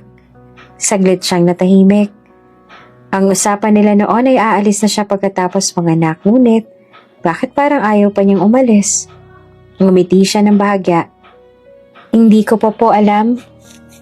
Tila gusto pang may sabihin ni Alexander pero bago pa ito makapagsalita, biglang sumipa ang baby ni Yan. Aray, ang likot mo naman, baby. Nag-alala si Alexander. Okay ka lang? Napatawa si Yan. Opo, normal lang po ito. Gusto ko lang mapapansin ang anak ko. Pwede ba? Tanong ni Alexander. Napataas ang kilay niya. Po? Pwede bang mahawakan? Nag-aalangan man ay tumango si Yan. Dahan-dahan nilagay ni Alexander ang kamay niya sa tiyan ni Yan. Maya-maya pa, naramdaman nila ang isang sipa. Nagulat si Alexander at parang bata itong napangiti. Wow, ang likot nga niya. Napangiti si Yan. Sabi ko na mukhang gusto niyang makilala ka. Napatingin si Alexander sa kanya. At ako rin, gusto ko rin siyang makilala. Doon ay biglang bumilis ang tibok ng puso ni Yan. Isang madaling araw, biglang nagising si Yan dahil sa matinding sakit ng tiyan. Aray! Agad niyang kinuha ang kanyang cellphone na tinawagan si Victoria. Hindi nagtagal, bumukas ang pinto at pumasok si Alexander. Halatang galing sa pagtulog. Ano nangyari? Mukhang manganganak na ako. Agad siyang binuhat ni Alexander at dinala sa sasakyan. Halata sa mukha nito ang kaba. Huwag kang mag-alala, hindi kita pababayaan. Sa gitna ng pagbilis ng sasakyan, hindi maipaliwanag ni Yan ang damdamin niya. Bakit si Alexander ang kasama niya sa napaka-importanting sandali ng kanyang buhay? Pagdating nila sa ospital, agad na sinalubong sila ng mga nurse at dinala si Yan sa delivery room. Pero habang nagmamadali sila, may isang nurse ang lumapit kay Alexander. Sir, as the father of the baby, paki-fill out na lang po ng form na ito. Nanlaki mga mata ni Alexander. Ha? Napatigil si Yan sa sakit at napatingin kay Alexander. Oh, wait, hindi siya tatay. Sigaw ni Yan, napatigil naman ang nurse tsaka natawa. Ay, pasensya na po sir, akala ko po. Maging si Alexander ay napatingin sa nurse sa parang hindi alam kung paano magre-react. Hindi po, pero sige po, tutulungan ko na lang siya. Habang tinutulungan si Yan na dalhin sa delivery room, hindi niya maiwasang mapaisip.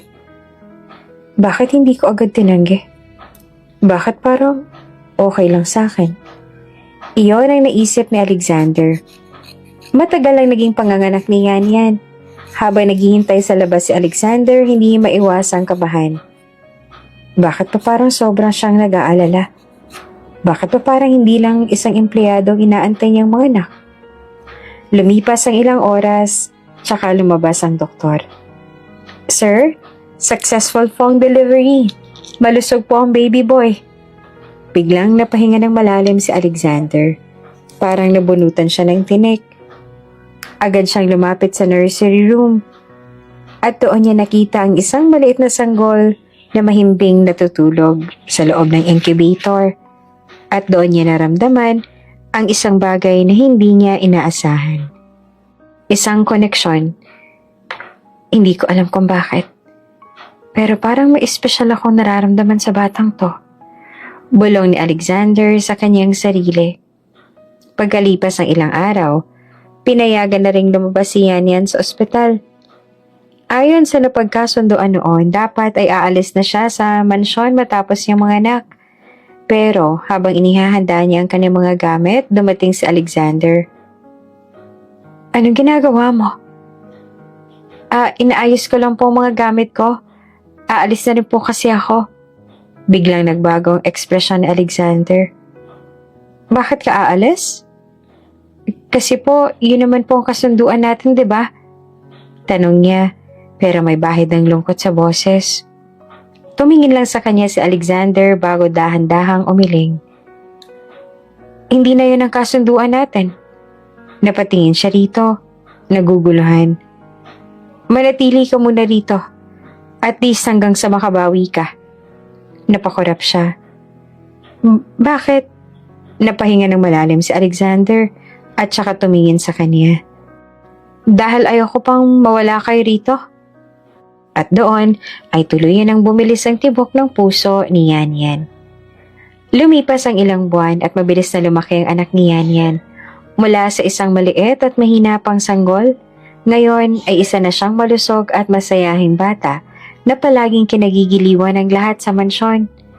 Madalas na nilang pag-usapan ni Alexander ang bata, lalo na tuwing gabi habang pinagmamasdan nitong mahimbing na natutulog sa kanyang kuna.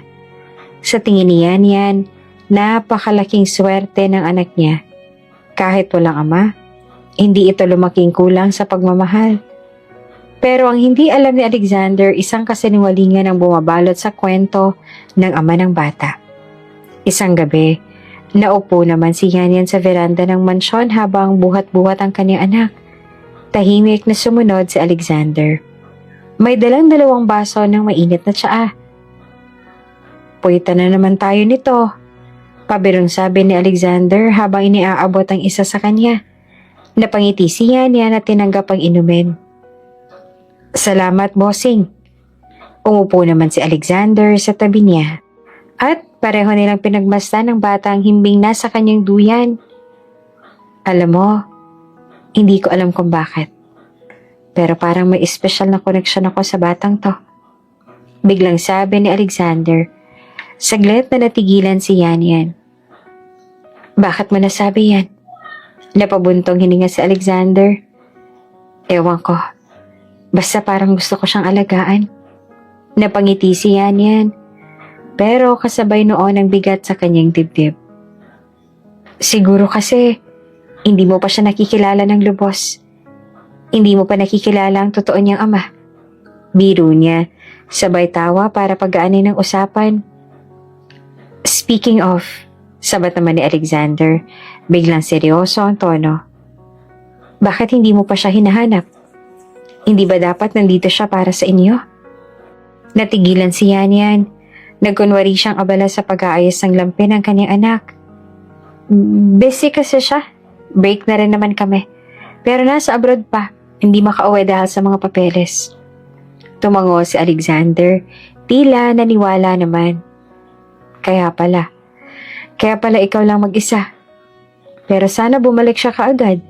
Hindi madaling magpalaki ng bata nang walang katuwang. Napayuko si Yan. Hindi niya kayang sabihin ang totoo.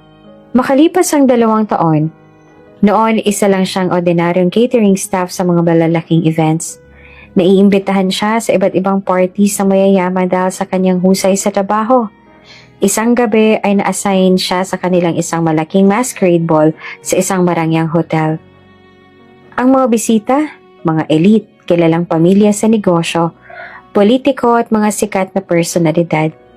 Suot ang kanyang simpleng catering uniform, pinanood lang niya ng ingranding kasiyahan mula sa gilid ng ballroom. Napakaganda ng dekorasyon, mga chandelier na kumikislap, mahahabang kortina na gawa sa mamahaling tela, at isang dance floor kung saan nagsasayawan ng mga bisitang nakasuot ng magagarang damit at maskara. Para siyang nasa isang fairy tale, ngunit bago pa siya muling bumalik sa trabaho, isang insidente ang nangyari. May isang lalaking lasing na humarang sa kanya. Uy miss, ang ganda mo ah. Hindi bagay sa'yo ang tray-tray na yan. Sabi nito na nakangisi. Iniiwasan niya ang lalaki. Pero lalo lang itong lumapit. Pakabitiwan nga ako sir. Nagtatrabaho po ako. Pero bago pa lumala ang sitwasyon, isang matangkad na lalaki nakamaskarang lumapit at itinulak ang lasing palayo. Back off. Sa takot ay umalis ang lalaking lasing.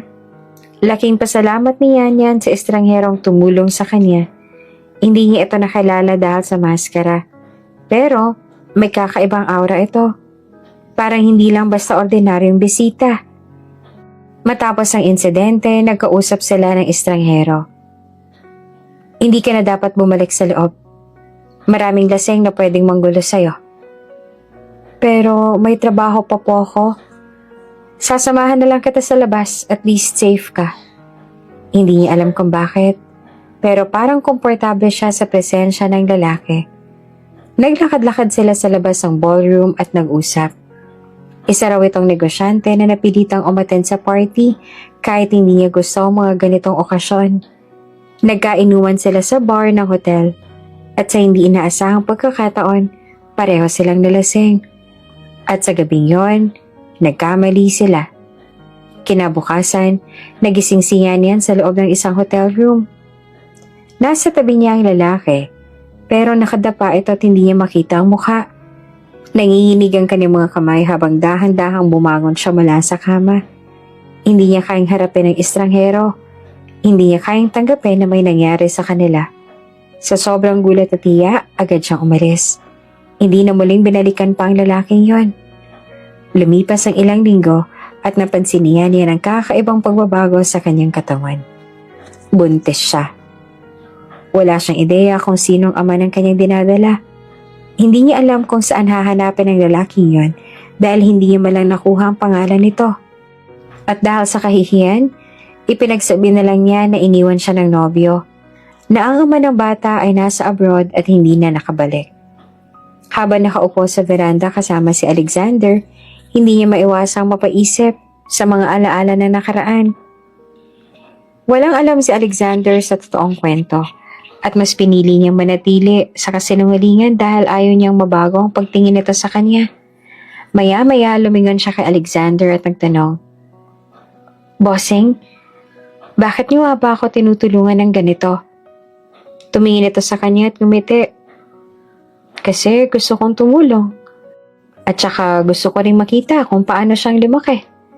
Sabay turo sa kanyang anak. Dahil sa sagot na iyon, hindi maiwasan niya ng mapangiti. Napakalaki ng ipinagbago ng buhay niya. Mula sa isang pagiging single mother na walang alam kung paanong bubuhayin ang anak niya, hanggang sa makilala niya si Alexander. At ngayon, kahit hindi pa niya masabi ang totoo, nagpapasalamat siyang dumating ito sa buhay nilang mag-ina. Kahit na hindi na sila maging higit pa sa magkaibigan, sapat na sa kanya ang narito ito ngayon. Sa bawat araw na lumilipas, lalong nagiging espesyal ang samahan ni na Alexander at Yan Yan. Mula sa simpleng pag-uusap tuwing gabi habang pinapatulog ang bata, hanggang sa mga maliliit na kilos ng pag-aalaga ni Alexander sa kanya. Unti-unting lumalalim ang nararamdaman nila para sa isa't isa. Ngunit may isang bagay na hindi maipaliwanag. Bakit parang may kakaibang pamilyaridad silang nadarama sa isa't isa? Isang gabi, habang nanonood sila ng pelikula sa loob ng malawak na entertainment room ng mansyon, napansin niya ang paraan ng pagtawa ni Alexander. Parang narinig niya na yun noon.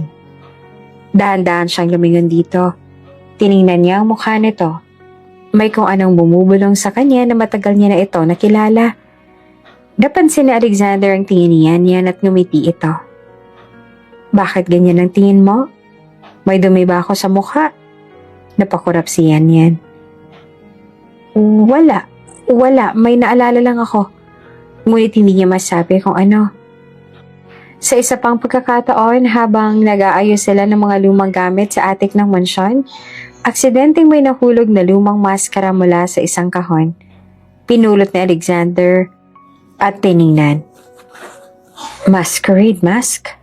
Tanong ni Alexander habang pinagmamasdan ito. Nagulat si Yan Yan. Biglang may gumuhit na alaala sa isipan niya. Isang ingranding party. Isang lalaking nakamaskara.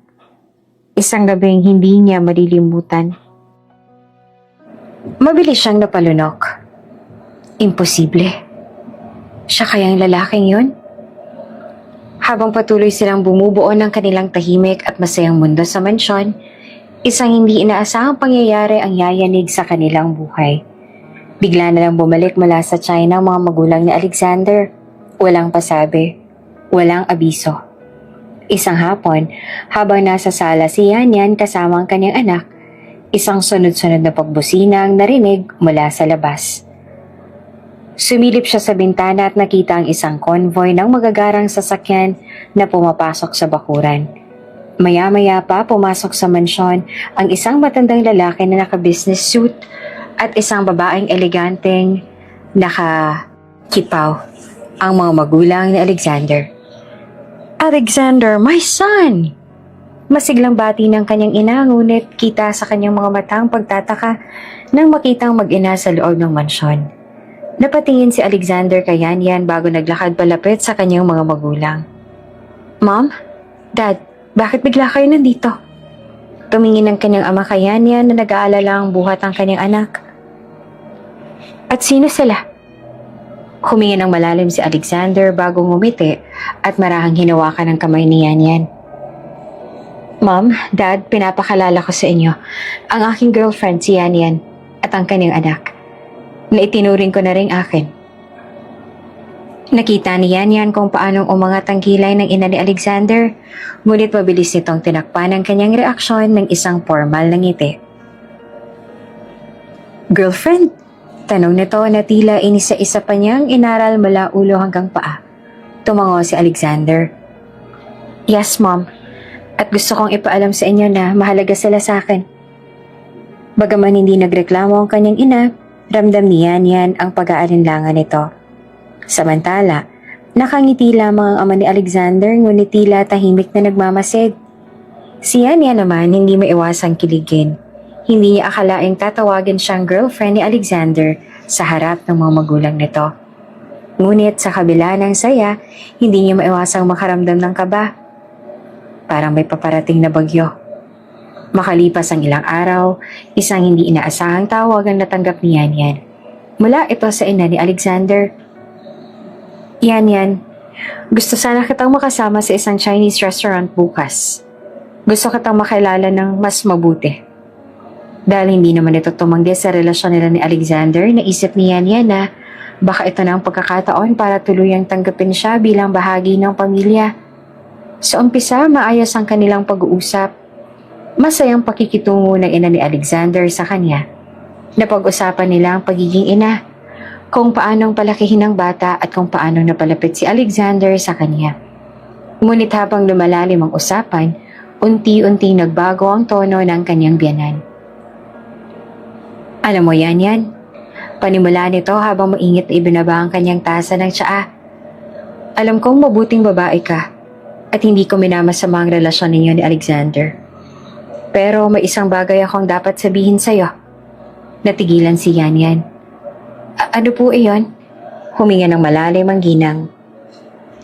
May napili na kaming ipapakasal kay Alexander. Parang biglang huminto ang mundo ni Yan Yan. Ano po? Halos pagulong niyang tanong. Hindi siya makapaniwala. Alam mo namang bahagi siya ng isang royal Chinese family, hindi ba? Seryoso ang ina ni Alexander. May tungkulin siyang ipakasal sa isang babaeng may dugong Chinese. Hindi katulad mo na may anak na at mula sa ibang pinagmulan. Dumagundong ang dibdib ni Yan Yan. Pero, mahalaga po ba talaga yon? Hindi po ba na mas mahalaga kung sino ang mahal niya? Mahina niyang tanong, pero puno ng emosyon. Tinitigan siya ng ginang. Kung mahal mo ang anak ko, let him go. Nanlabong paningin ni Yan Yan sa naluluhang mga mata. Hindi ko maintindihan. Utang na loob na lang ang dahilan kaya nandito ka sa buhay niya. Dugtong ng ina ni Alexander. Sinagip mo siya noon kaya narito siya para sa iyo at sa anak mo.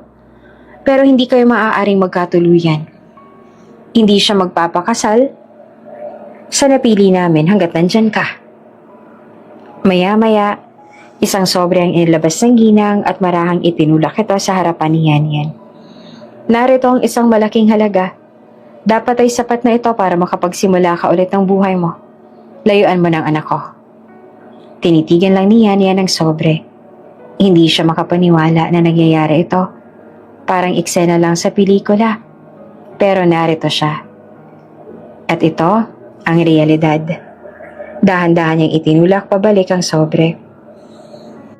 Hindi po ako mukhang pera.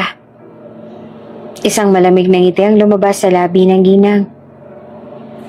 Hindi mo kailangang maging mukhang pera para tanggapin ang katotohanan. Hindi kayo para sa isa't isa. Nang umuwi siya ng gabing yon, hindi siya mapakali. Tama ba ang sinabi ng ina ni Alexander? Mahal ba siya nito dahil sa utang na loob? At kung sakali mang mahal nga siya nito, may laban ba sila? Napatingin siya sa kanyang anak na natutulog ng mahimbing. Kaya ba niyang ipaglaban ang pag-ibig nila kahit alam niyang maaaring masira ang buhay ni Alexander ng dahil dito? Dahil sa isipan ni Yan Yan, isang tanong lang ang lumulutang. Ano ang dapat niyang gawin? Malungkot ang gabing yon para kay Yan Yan. Habang pinapatulog niya ang kanyang anak, pinagmamasdan niya ang bawat detalye ng kwarto nilang mag-ina sa loob ng ingranding mansyon ni Alexander. Napamahal na ito sa kanya. Ang katahimikan, ang init ng tahanang ito, at higit sa lahat, ang presensya ni Alexander. Ngunit alam niyang hindi ito magtatagal. Alam niyang hindi sila maaaring magkasama habang buhay. Habang mahimbing na natutulog ang kanyang anak, umupo si Yan Yan sa mesa at huminga ng malalim. Kinuha niya ang isang papel at sinimulang isulat ang pinakamahirap na liham na kailanman ay ginawa niya. Alexander, alam kong magugulat ka sa pagbasa mo nito, pero ito na lang ang tanging paraan para maprotektahan kita at ang sarili ko. Huwag mo na akong hanapin. Hindi na ako babalik. May natanggap akong job offer at ito na ang pinakamagandang oportunidad para sa akin at sa anak ko. Kailangan ko itong tanggapin. At may isa pa akong aaminin sa'yo. Nagkabalikan na kami ng dati kong nobyo, ang tunay na ama ng aking anak. Nagdesisyon kami magsimulang muli bilang isang pamilya, kaya wala nang dahilan para manatili pa ako dito. Alexander, gusto kong malaman mong isa ka sa pinakamagandang nangyari sa buhay ko. Hindi ko malilimutan ang mga alaala natin dito. Ang mga gabi ng walang katapusang kwentuhan, ang pag-aalaga mo sa anak ko, at ang paraan ng pagpapahalaga mo sa amin. Pero alam ko na hindi tama. Hindi ako ang babae na para sa'yo. Hindi ako kabilang sa mundo mo. Maraming salamat sa lahat, Alexander. Paalam. Sa bawat salitang kanyang sinusulat, hindi na napigilan ni Yan ang pagbagsak ng kanyang luha.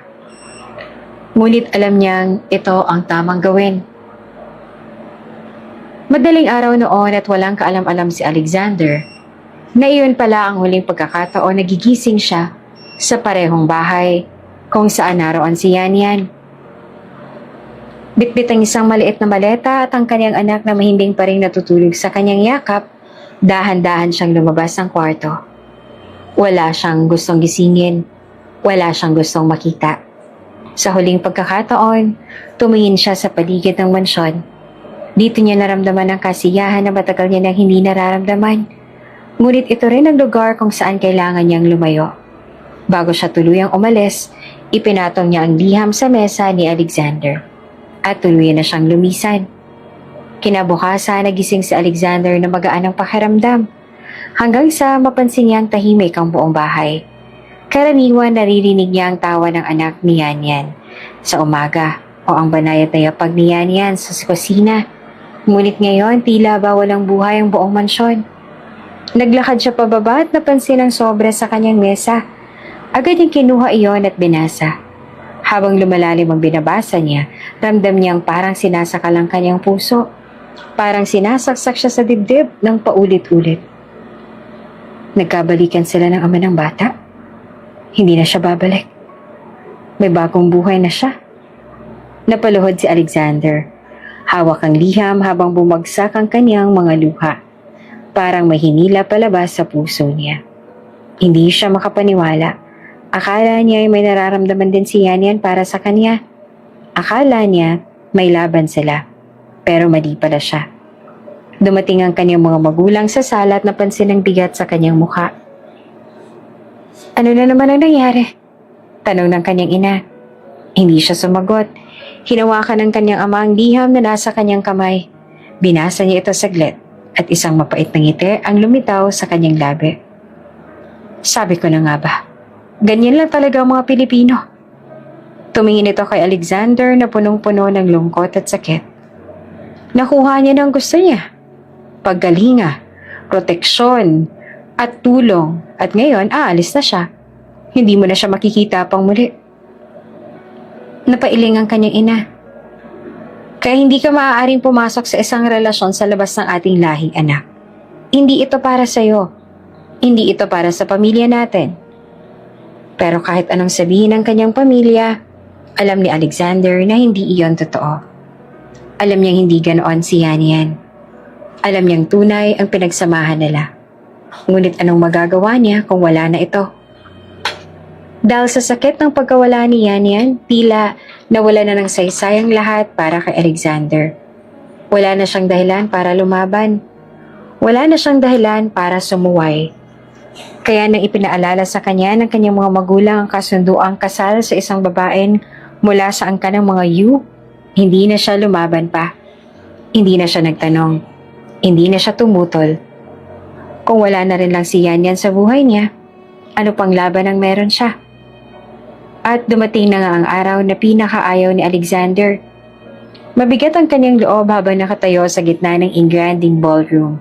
Suot ang isang perpektong tuxedo. Sa harapan niya ang kanyang magiging fiancé.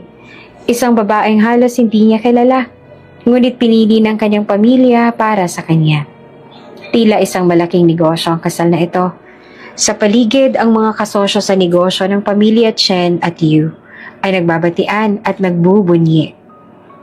Para sa Chen at Yu family and for the successful empires, Sigaw ng host habang nagkatuwaan ng lahat. Ngunit habang palakpakan at kasiyahan ang naririnig niya, ang puso niya ay naglalakad palayo.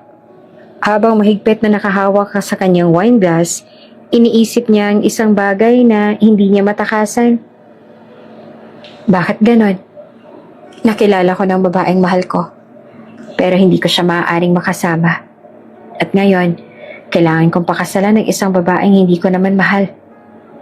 Napatingin siya sa paligid. Pilit na naghahanap ng kahit anong pamilyar. Pero wala. Wala ang dapat na naroon sa tabi niya. At habang masaya ang lahat, si Alexander Chan naman ay nakatayo sa gitna ng isang marangyang engagement party. Ngunit ang puso niya ay basag na basag. Bumalik si Yan Yan sa poder ng kanyang Tia Elena na parang walang nangyari. Pinilit niyang umiti. Pinilit niyang ipakita na okay lang siya. Sigurado ka ba sa desisyon mo? Tanong ng Tia Elena isang gabi habang tinutulungan siyang itabi ang mga pinabili niya. Mahirap maging single mom lalo na kung kaya namang may tumulong sa'yo. Nginitian na lang ni Yan Yan ang tiyahin. Hindi niya pwedeng sabihin ang totoo. Hindi niya pwedeng aminin na araw-araw siyang nagigising na may mabigat na pakiramdam. Na kahit anong gawin niya, hindi niya kayang kalimutan si Alexander.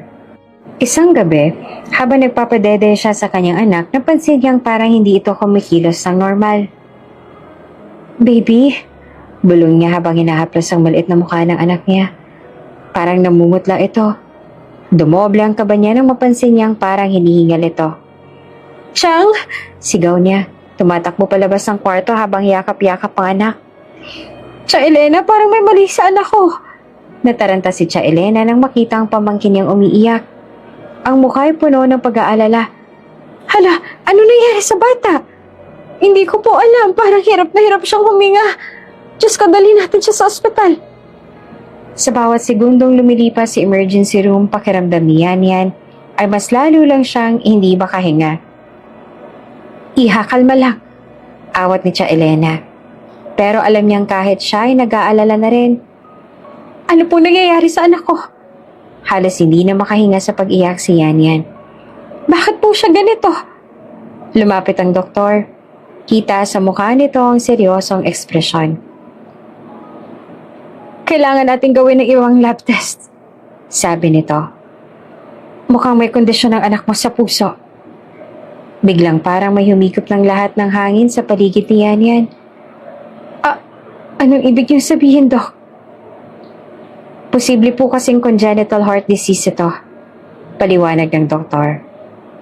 Pero kailangan pa ng karagdagang tests para makumpirma natin. Para bang bumagsak ang buong mundo ni Yan Yan. Bakit? Bakit kailangan mangyari ito sa anak niya? Anong nagawa niyang mali? Sa kabilang dako, sa isa sa pinakamalaking simbahan sa Maynila, naroon naman si Alexander. Sa dulo ng altar, suot ang pinakamagarang suit. Handa na para sa isang kasalang hindi niya kailanman pinangarap. Ang kanyang bride ay naghahanda ng maglakad sa aisle. At ang buong paligid ay puno ng ingranding dekorasyon. Ngunit parang wala siyang naririnig. Parang hindi siya naroon. Parang wala siyang maramdamang kahit ano. Mr. Chan, malapit ang magsimula. Ani ng wedding coordinator. Binibigyan siya ng instructions. Just stay here and... Biglang lumapit sa kanya si Victoria. Ang kanyang loyal assistant. Hingal ito at halata nagmamadali. Sir, may natanggap akong tawag. Napakunot ang noon ni Alexander. Ano? Si Yan Yan nasa ospital. Napatayo si Alexander sa narinig. Ano? Bakit? Bitbit daw niyang anak niya. May sakit ito. Biglang bumilis ang tibok ng puso ni Alexander. Parang may dumagan sa dibdib niya. Ngunit ang pinakamatinding dagok ay ang idagdag pa ni Victoria ang isang bagay na nagpabago sa lahat. Sir, may nakapagbalita sa amin. Tumingin ito sa kanya ng diretso sa mata. Wala raw talagang ex na binalikan si Yan Yan. Biglang parang huminto ang oras nito. Ano? Ibig sabihin nagsinungaling lang si Yan Yan sa kanya. Ibig sabihin iniwan siya nito ng walang dahilan. Sir, Tinawag siya ni Victoria at napalingon si Alexander. Sa harap niya, nakatayo ang kanyang fiancé. Handa nang lumakad sa altar. Sa likod niya, nakatayo naman ang kanyang mga magulang. Nakangiti sa kanya. Naghihintay ng pag-sang-ayon. Sa paligid niya, maraming mata ang nakatingin sa kanya. Mga negosyante, mga politiko, media. Ngunit hindi niya nakikita ang mga ito. Dahil ang tanging nasa isip niya ay si Yan Yan. Tumingala siya at huminga ng malalim. At sa harap ng lahat, naglakad siya pababa ng altar. "Alexander!" Sigaw ng kanyang ina. "Anong ginagawa mo?" Tanong ng kanyang ama. "Sir!" Tawag naman ng wedding coordinator. Pero hindi siya lumingon. Hindi siya nagdalawang isip. Habang nagugulantang ang buong simbahan, tuloy-tuloy siyang lumabas ng simbahan. Pilit siyang tinawag ng kanyang mga magulang pero hindi niya sila pinansin. Tanging ang salita lamang sinabi niya bago siya tuluyang nawala sa paningin ng lahat. "I am really sorry." Sa bilis ng kanyang takbo, halos hindi niya na maalala kung paano siyang nakarating sa kanyang sasakyan. Basta't ang alam lang niya ay kailangan niyang makarating kay Yan Yan. Kailangan niyang malaman kung anong nangyari. Habang nasa daan, walang ibang tunog kundi ang mabilis na tibok ng kanyang puso. Ilang sandali pa, huminto siya sa harap ng ospital. Sa loob ng ospital, si Yan Yan ay nakaupo sa isang tabi. Walang malay sa kaguluhang paparating. Hindi pa rin niya matanggap ang kondisyon ng anak niya. "Diyos ko, ano pong gagawin ko?" Mahina niyang bulong. Halos wala ng luha na mailabas. At biglang, may pumasok sa kwarto. Napasapo siya sa bibig at sa gulat. Si Alexander, nakasuit and tie pa. Hingal na hingal at halatang tumakbo. "Alexander?" Tingnan siya ni Alexander na puno ng emosyon ng mga mata. At sa simpleng sandaling yun, naintindihan ni Yan Yan kung ano ang ginawa niya. "I'm here," bulong ni Alexander. Tinupunan ng tingin ng sanggol na natutulog sa hospital bed. Naglakad siya palapit kay Yan Yan. Pinunasan ng luha niya at saka mahinang buong puso niyang sinabi, "At hindi na ako aalis pa." Gumising ang buong bansa sa isang napakalaking balita. Ang kasalang dapat sana ay magbubukod sa dalawang pinakamalakas na Filipino-Chinese business empire sa Pilipinas ay hindi natuloy. Lahat ng pahayagan, TV networks at social media ay puno ng headlines tungkol sa kontrobersiya na pagtakas ni Alexander Chen mula sa sariling kasal. Billionaire CEO tumakas sa sariling kasal. Anak ng Chen family iniwan ang bride sa altar para sa isang Pilipina at anak nito. The Great Wedding Scandal, Alexander Chen tinakbuhan ng arranged marriage. Pero wala siyang pakialam. Sa kabila ng lahat ng ingay, intriga at galit ng kanyang pamilya, isa lang nasa isip ni Alexander, ang kalagayan ni Yan Yan at ang kanyang anak. Sa loob ng ospital, tahimik na nakaupo si Alexander sa tabi ng kama ng bata. Hindi siya umalis ni isang saglit. Gabi na, pero hindi siya natinag.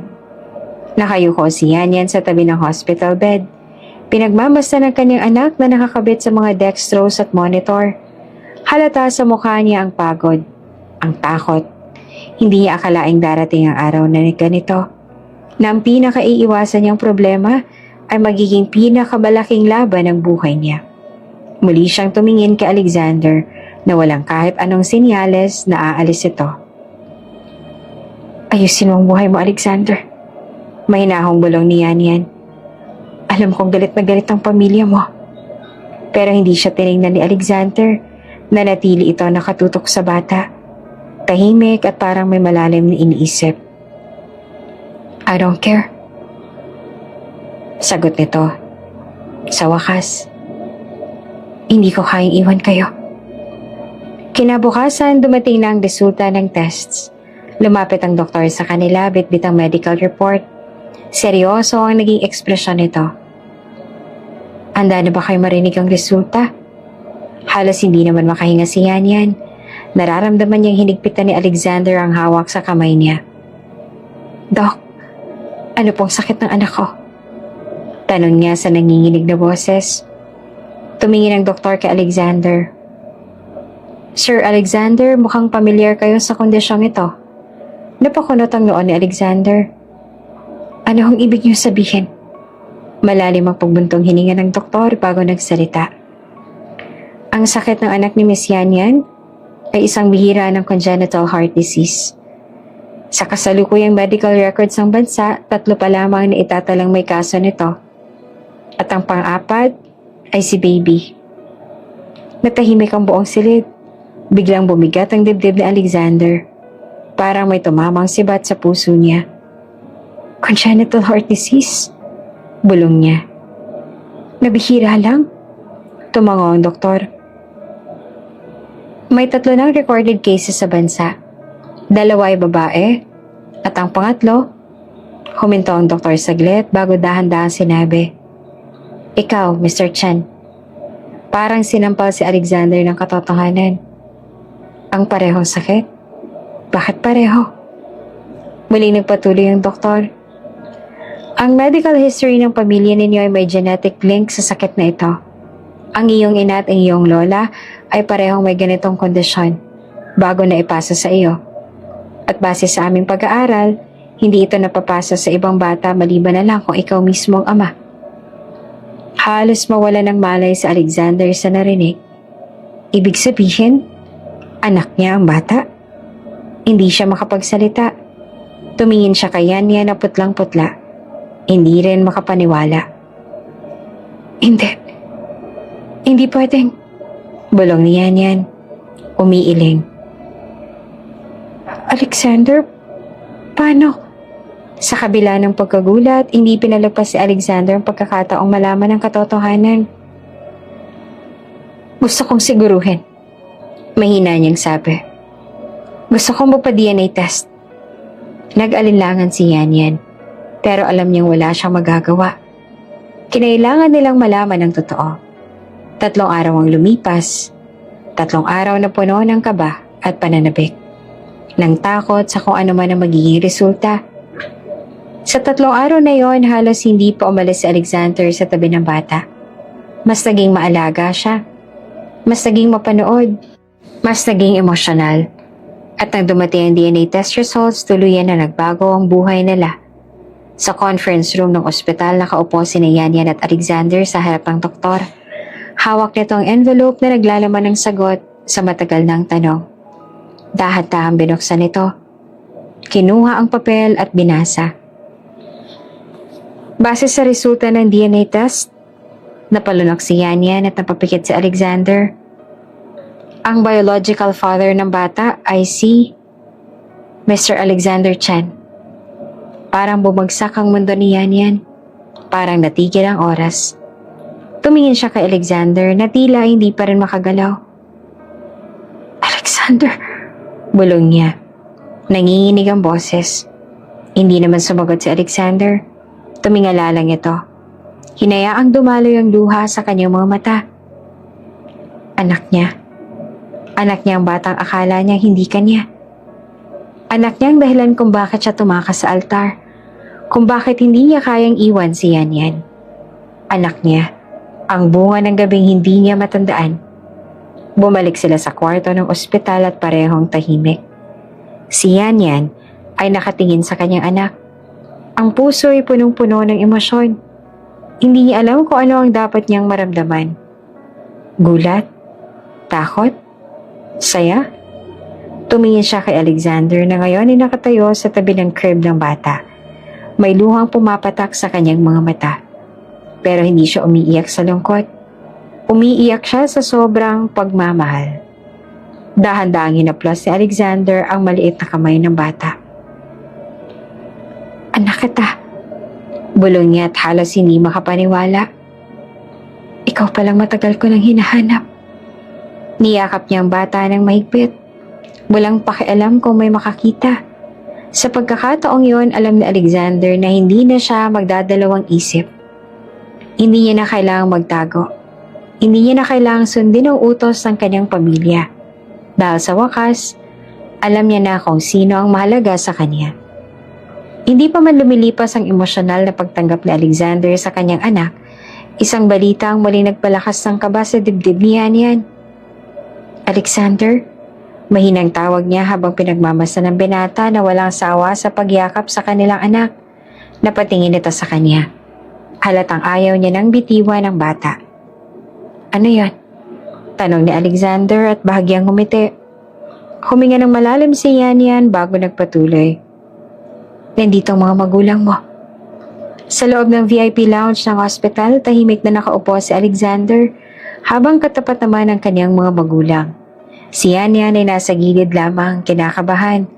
Hawak-hawak ang kanyang mga kamay sa ilalim ng mesa upang pigilan ang panginginig. Ang kanyang puso ay bumilis ang pintig. Hindi niya alam kung paanong haharapin ang galit ng pamilya ni Chen, lalo na matapos siyang itakwil ng mga ito. Ngunit sa mahalip na matinding galit, ang nakita niya ay isang bagay na hindi niya inaasahan. Luha. Luha mula sa ina ni Alexander. Alam na namin ang totoo. Alexander. Humihikbing sambit ng ina nito, si Madam Alice Chen. Alam na namin ang totoo. Hindi naman nakapagsalita si Alexander. Kahit siya, hindi niya alam kung paanong tatanggapin ang biglaang pagbabago ng kanyang ina. Ang ina na siyang nagpilit na ipakasal siya sa iba. Ang ina na siyang humama kay Yan. Ngayon, umiiyak sa harap nila. Ma'am, anong ibig mong sabihin?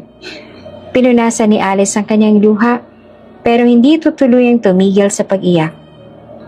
Nagpaimbestiga kami matapos ang iskandalo sa kasal mo. Seryosong tumango ang ama ni Alexander. At alam namin ang buong katotohanan tungkol kay Yan at sa bata. Tumingin ang kanyang ina kay Yan.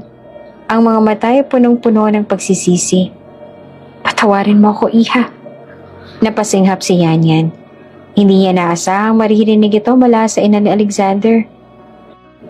Ano pang ibig niyong sabihin? Tanong niya at bahagyang nanginig ang boses. Huminga ng malalim si Alice. Matagal na ako nagtanim ng galit sa'yo dahil inisip kong wala kang mabuting hangarin kay Alexander. Akala ko, isa ka lang sa mga babaeng gustong samantalahin ang yaman ng aming pamilya. Pumikit siya sandali. Pinigilan ang panibagong bugso ng luha. Ngunit natapos kong malaman ang totoo. Malaman kong tungkol sa anak mo, ang apo ko, napagtanto ko nagkamali ako. Ma'am? Bulong ni Alexander na halatang gulat. Tumingin si Alice kay Alexander. Puno ng sakit at pagsisisi ang kanyang ekspresyon. Patawarin mo rin ako, anak. Akala ko ginawa kong tama noong pinilit kitang pakasalan ng babaeng pinili namin para sa'yo. Akala ko yun ang mas makakabuti sa pamilya natin. Dahan-dahang yumuko siya. Niyakap ang sarili na parang bata. Pero ngayon alam ko na. Alam ko ng katotohanan. Ngayon alam ko ng batang yun ay kadugo ko. Diyos ko, Alexander, paano ko nagawang hamakin kayo? Hindi na napigilan ni Alice ang pagluha. Patawad, anak. Nagulat si Alexander. Hindi niya inakalang maririnig niya ang mga salitang yon mula sa kanyang ina. Dahan-dahan siyang lumapit at marahang hinawakan ng kamay nito. Ma'am, ayos lang. Ang mahalaga ay tanggap mo kami. Nasaan ang bata? Tanong bigla ni Alice. Gusto ko siyang makita.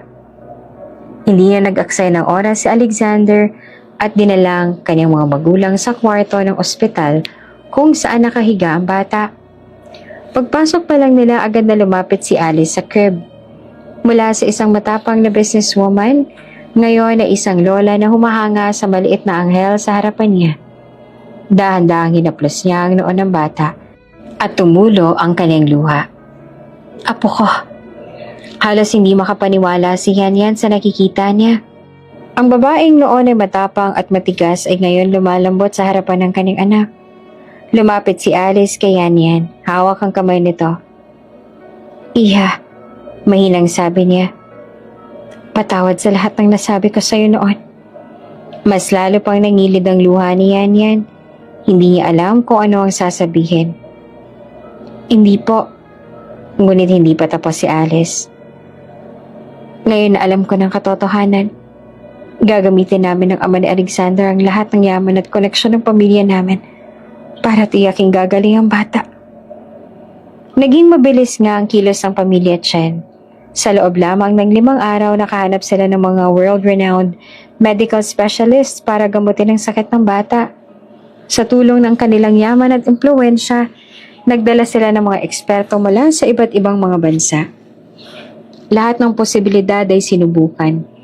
Lahat ng pinakamodernong paggamot ay binigay. At sa unang pagkakataon, naramdaman niya ang bigat na nabawa sa kanyang puso. Hindi na siya nag-iisa sa laban na ito.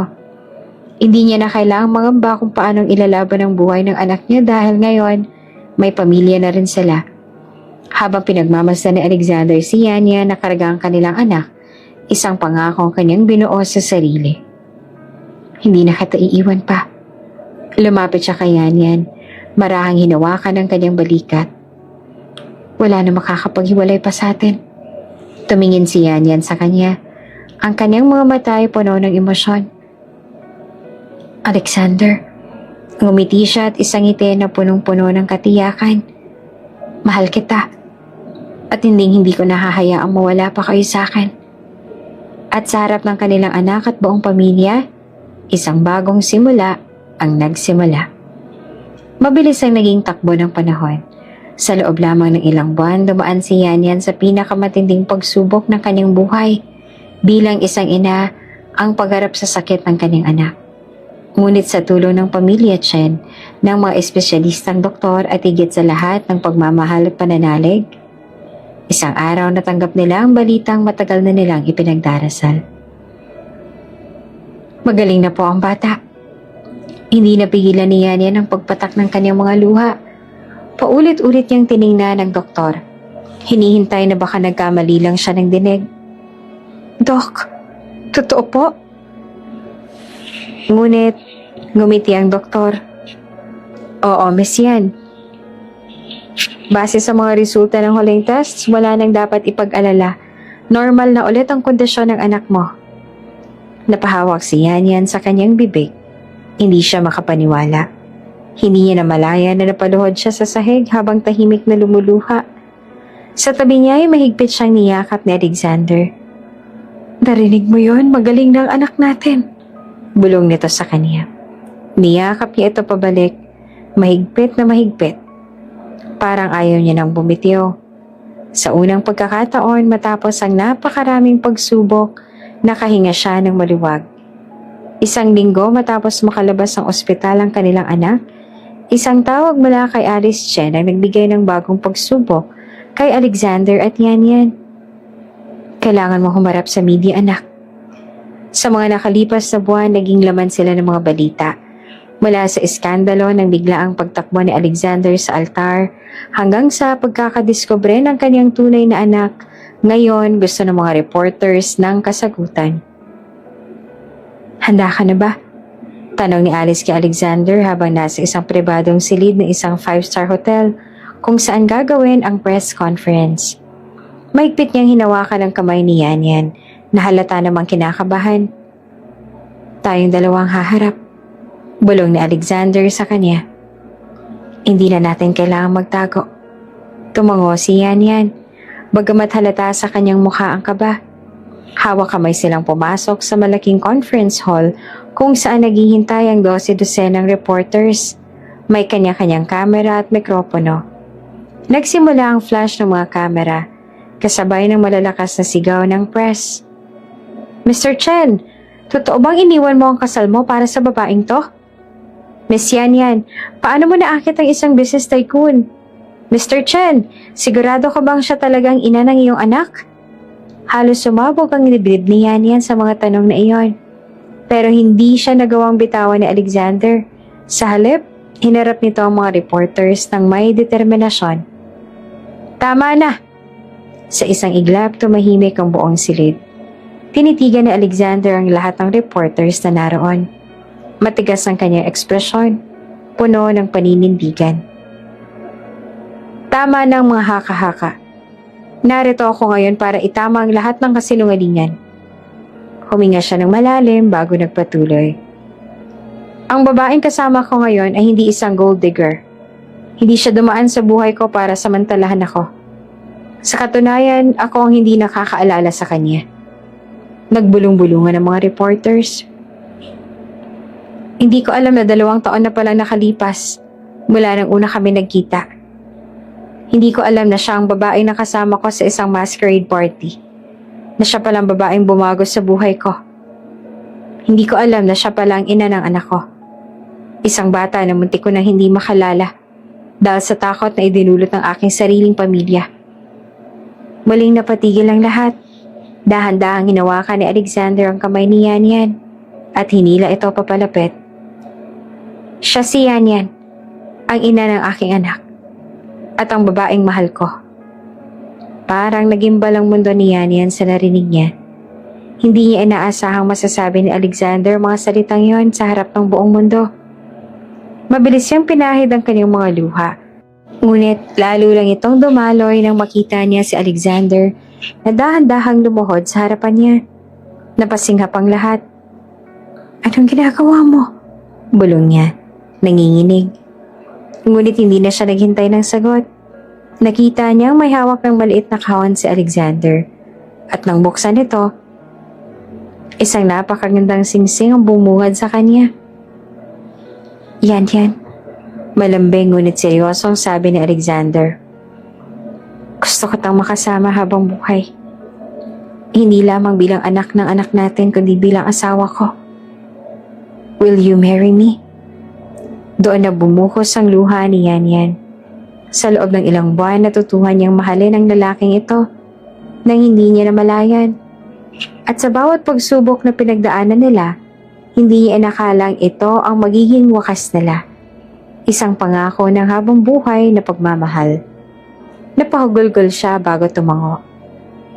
Oo, Alexander, oo. Hindi nagtagal, ginanap ang pinakamagarbong kasal ng taon. Ang kasalang ito ay hindi lamang pagsasama ng 2 tao, kundi ang pagsasama ng 2 magkaibang mundo. Ang mundo ng isang dating Grab driver at isang CEO. Ngunit sa kabila ng lahat, hindi mahalaga kung gaanong karami ang pera, kung gaanong kagara ang kasal, o kung ilang sikat na tao ang dumalo. Ang mahalaga, sila ay tunay na nagmamahalan. Sa harap ng altar, mahigpit na hinawakan ni Alexander ang kamay ni Yan Yan. Mahal kita. Ngumiti si Yan Yan, punong-puno ng saya. Mahal din kita. At sa harap ng kanilang pamilya, kaibigan at ang buong mundo, tuluyan nang naisara ang kabanata ng paghihirap at pagsubok. At nagsimula ang bagong kabanata ng kanilang panghabang buhay na pagmamahalan. Makalipas ang 1 taon mula nang ikinasal sina Yan Yan at Alexander, tuluyan na nagbago ang kanilang buhay. Hindi lang dahil sa kayamanan o kapangyarihan, kundi dahil sa pagmamahal na bumuo sa kanilang pamilya. Ang dating simpleng buhay ni Yan Yan ay napalitan ng isang mundo na noon ay tila malayo sa kanyang realidad. Ngunit sa kabila ng ingrandeng mansyon, mamahaling damit at marangyang pamumuhay, nanatili siyang parehong babaeng handang gawin ang lahat para sa kanyang anak. Sa loob ng malawak na hardin ng kanilang mansyon, isang masiglang batang lalaki ang tuwang-tuwang tumakbo habang hinahabol ang kanyang ina. Aiden, dahan-dahan ng anak, baka matumba ka! Sigaw ni Yan Yan habang natatawa sa kanyang anak na 3 taong gulang na ngayon. Ang bata ay may singkit na mata at matangos sa ilong. Mga katangiang namana niya sa kanyang ama. Masaya namang nakikipaglaro si Aiden sa aso nilang si Mochi, isang golden retriever na bigay ng lolo at lola niya mula sa China. Sa hindi naman kalayuan, nakatayo si Alexander. Nakangiti habang pinagmamasa ng kanyang mag-ina. Hindi niya mapigilang mapabuntong hininga sa tuwing naiisip kung paanong nagbago ang kanyang buhay mula nang nakilala niya si Yan Yan. Mula sa pagiging seryosong negosyante na walang ibang iniisip kundi ang trabaho, ngayon ay isa na siyang responsableng asawa at ama. At sa unang pagkakataon sa kanyang buhay, naramdaman niyang buo na siya. Nilapitan niya si Yan Yan, bitbit ang isang maliit na kahon sa kanyang kamay. Para sa'yo. Gulat na tinanggap ito ni Yan Yan. Ano to? Buksan mo. Nang buksan niya ang kahon, ay tumambad sa kanya ang isang simpleng bracelet na may nakaukit na pangalan nilang tatlo. Alexander, Yanyan, at Aiden. Napangiti si Yanyan at hindi niya napigilang mapaluha. Mahal, ang ganda nito. Gusto ko lang ipaalala sa'yo na kahit anong mangyari, tayo ang pamilya. Ako, ikaw, at si Aiden, kayo ang buhay ko. Lumapit si Alexander at marahang hinawakan ang mukha ni Yanyan.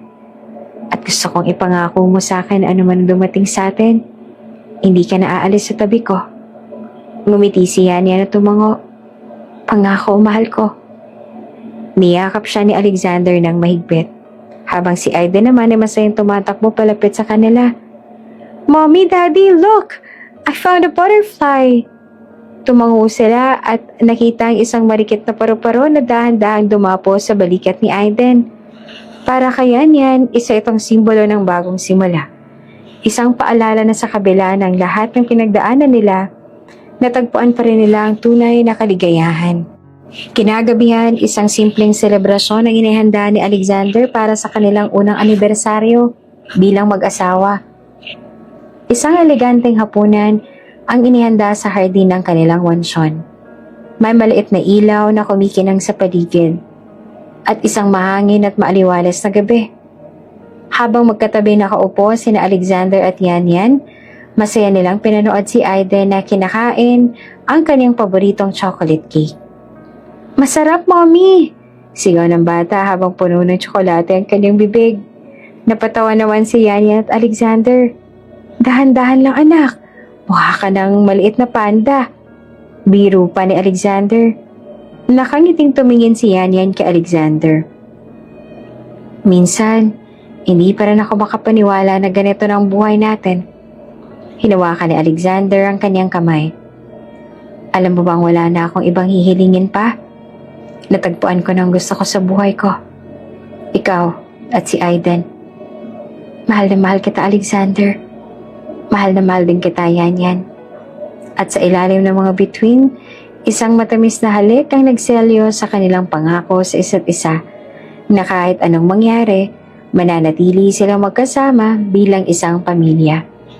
Ang dating simpleng driver na nagganap lang ng paraan upang mabuhay at ang dating seryosong CEO na akala niyang kayamanan lang ang makapagpapasaya sa kanya, dalawang magkaibang mundo na pinagbuklod ng tadhana. Ngayon sa kanilang harapan ay isang hinaharap na puno ng pagmamahal, kasiyahan at pag-asa. Ito ang tunay nilang happily ever after.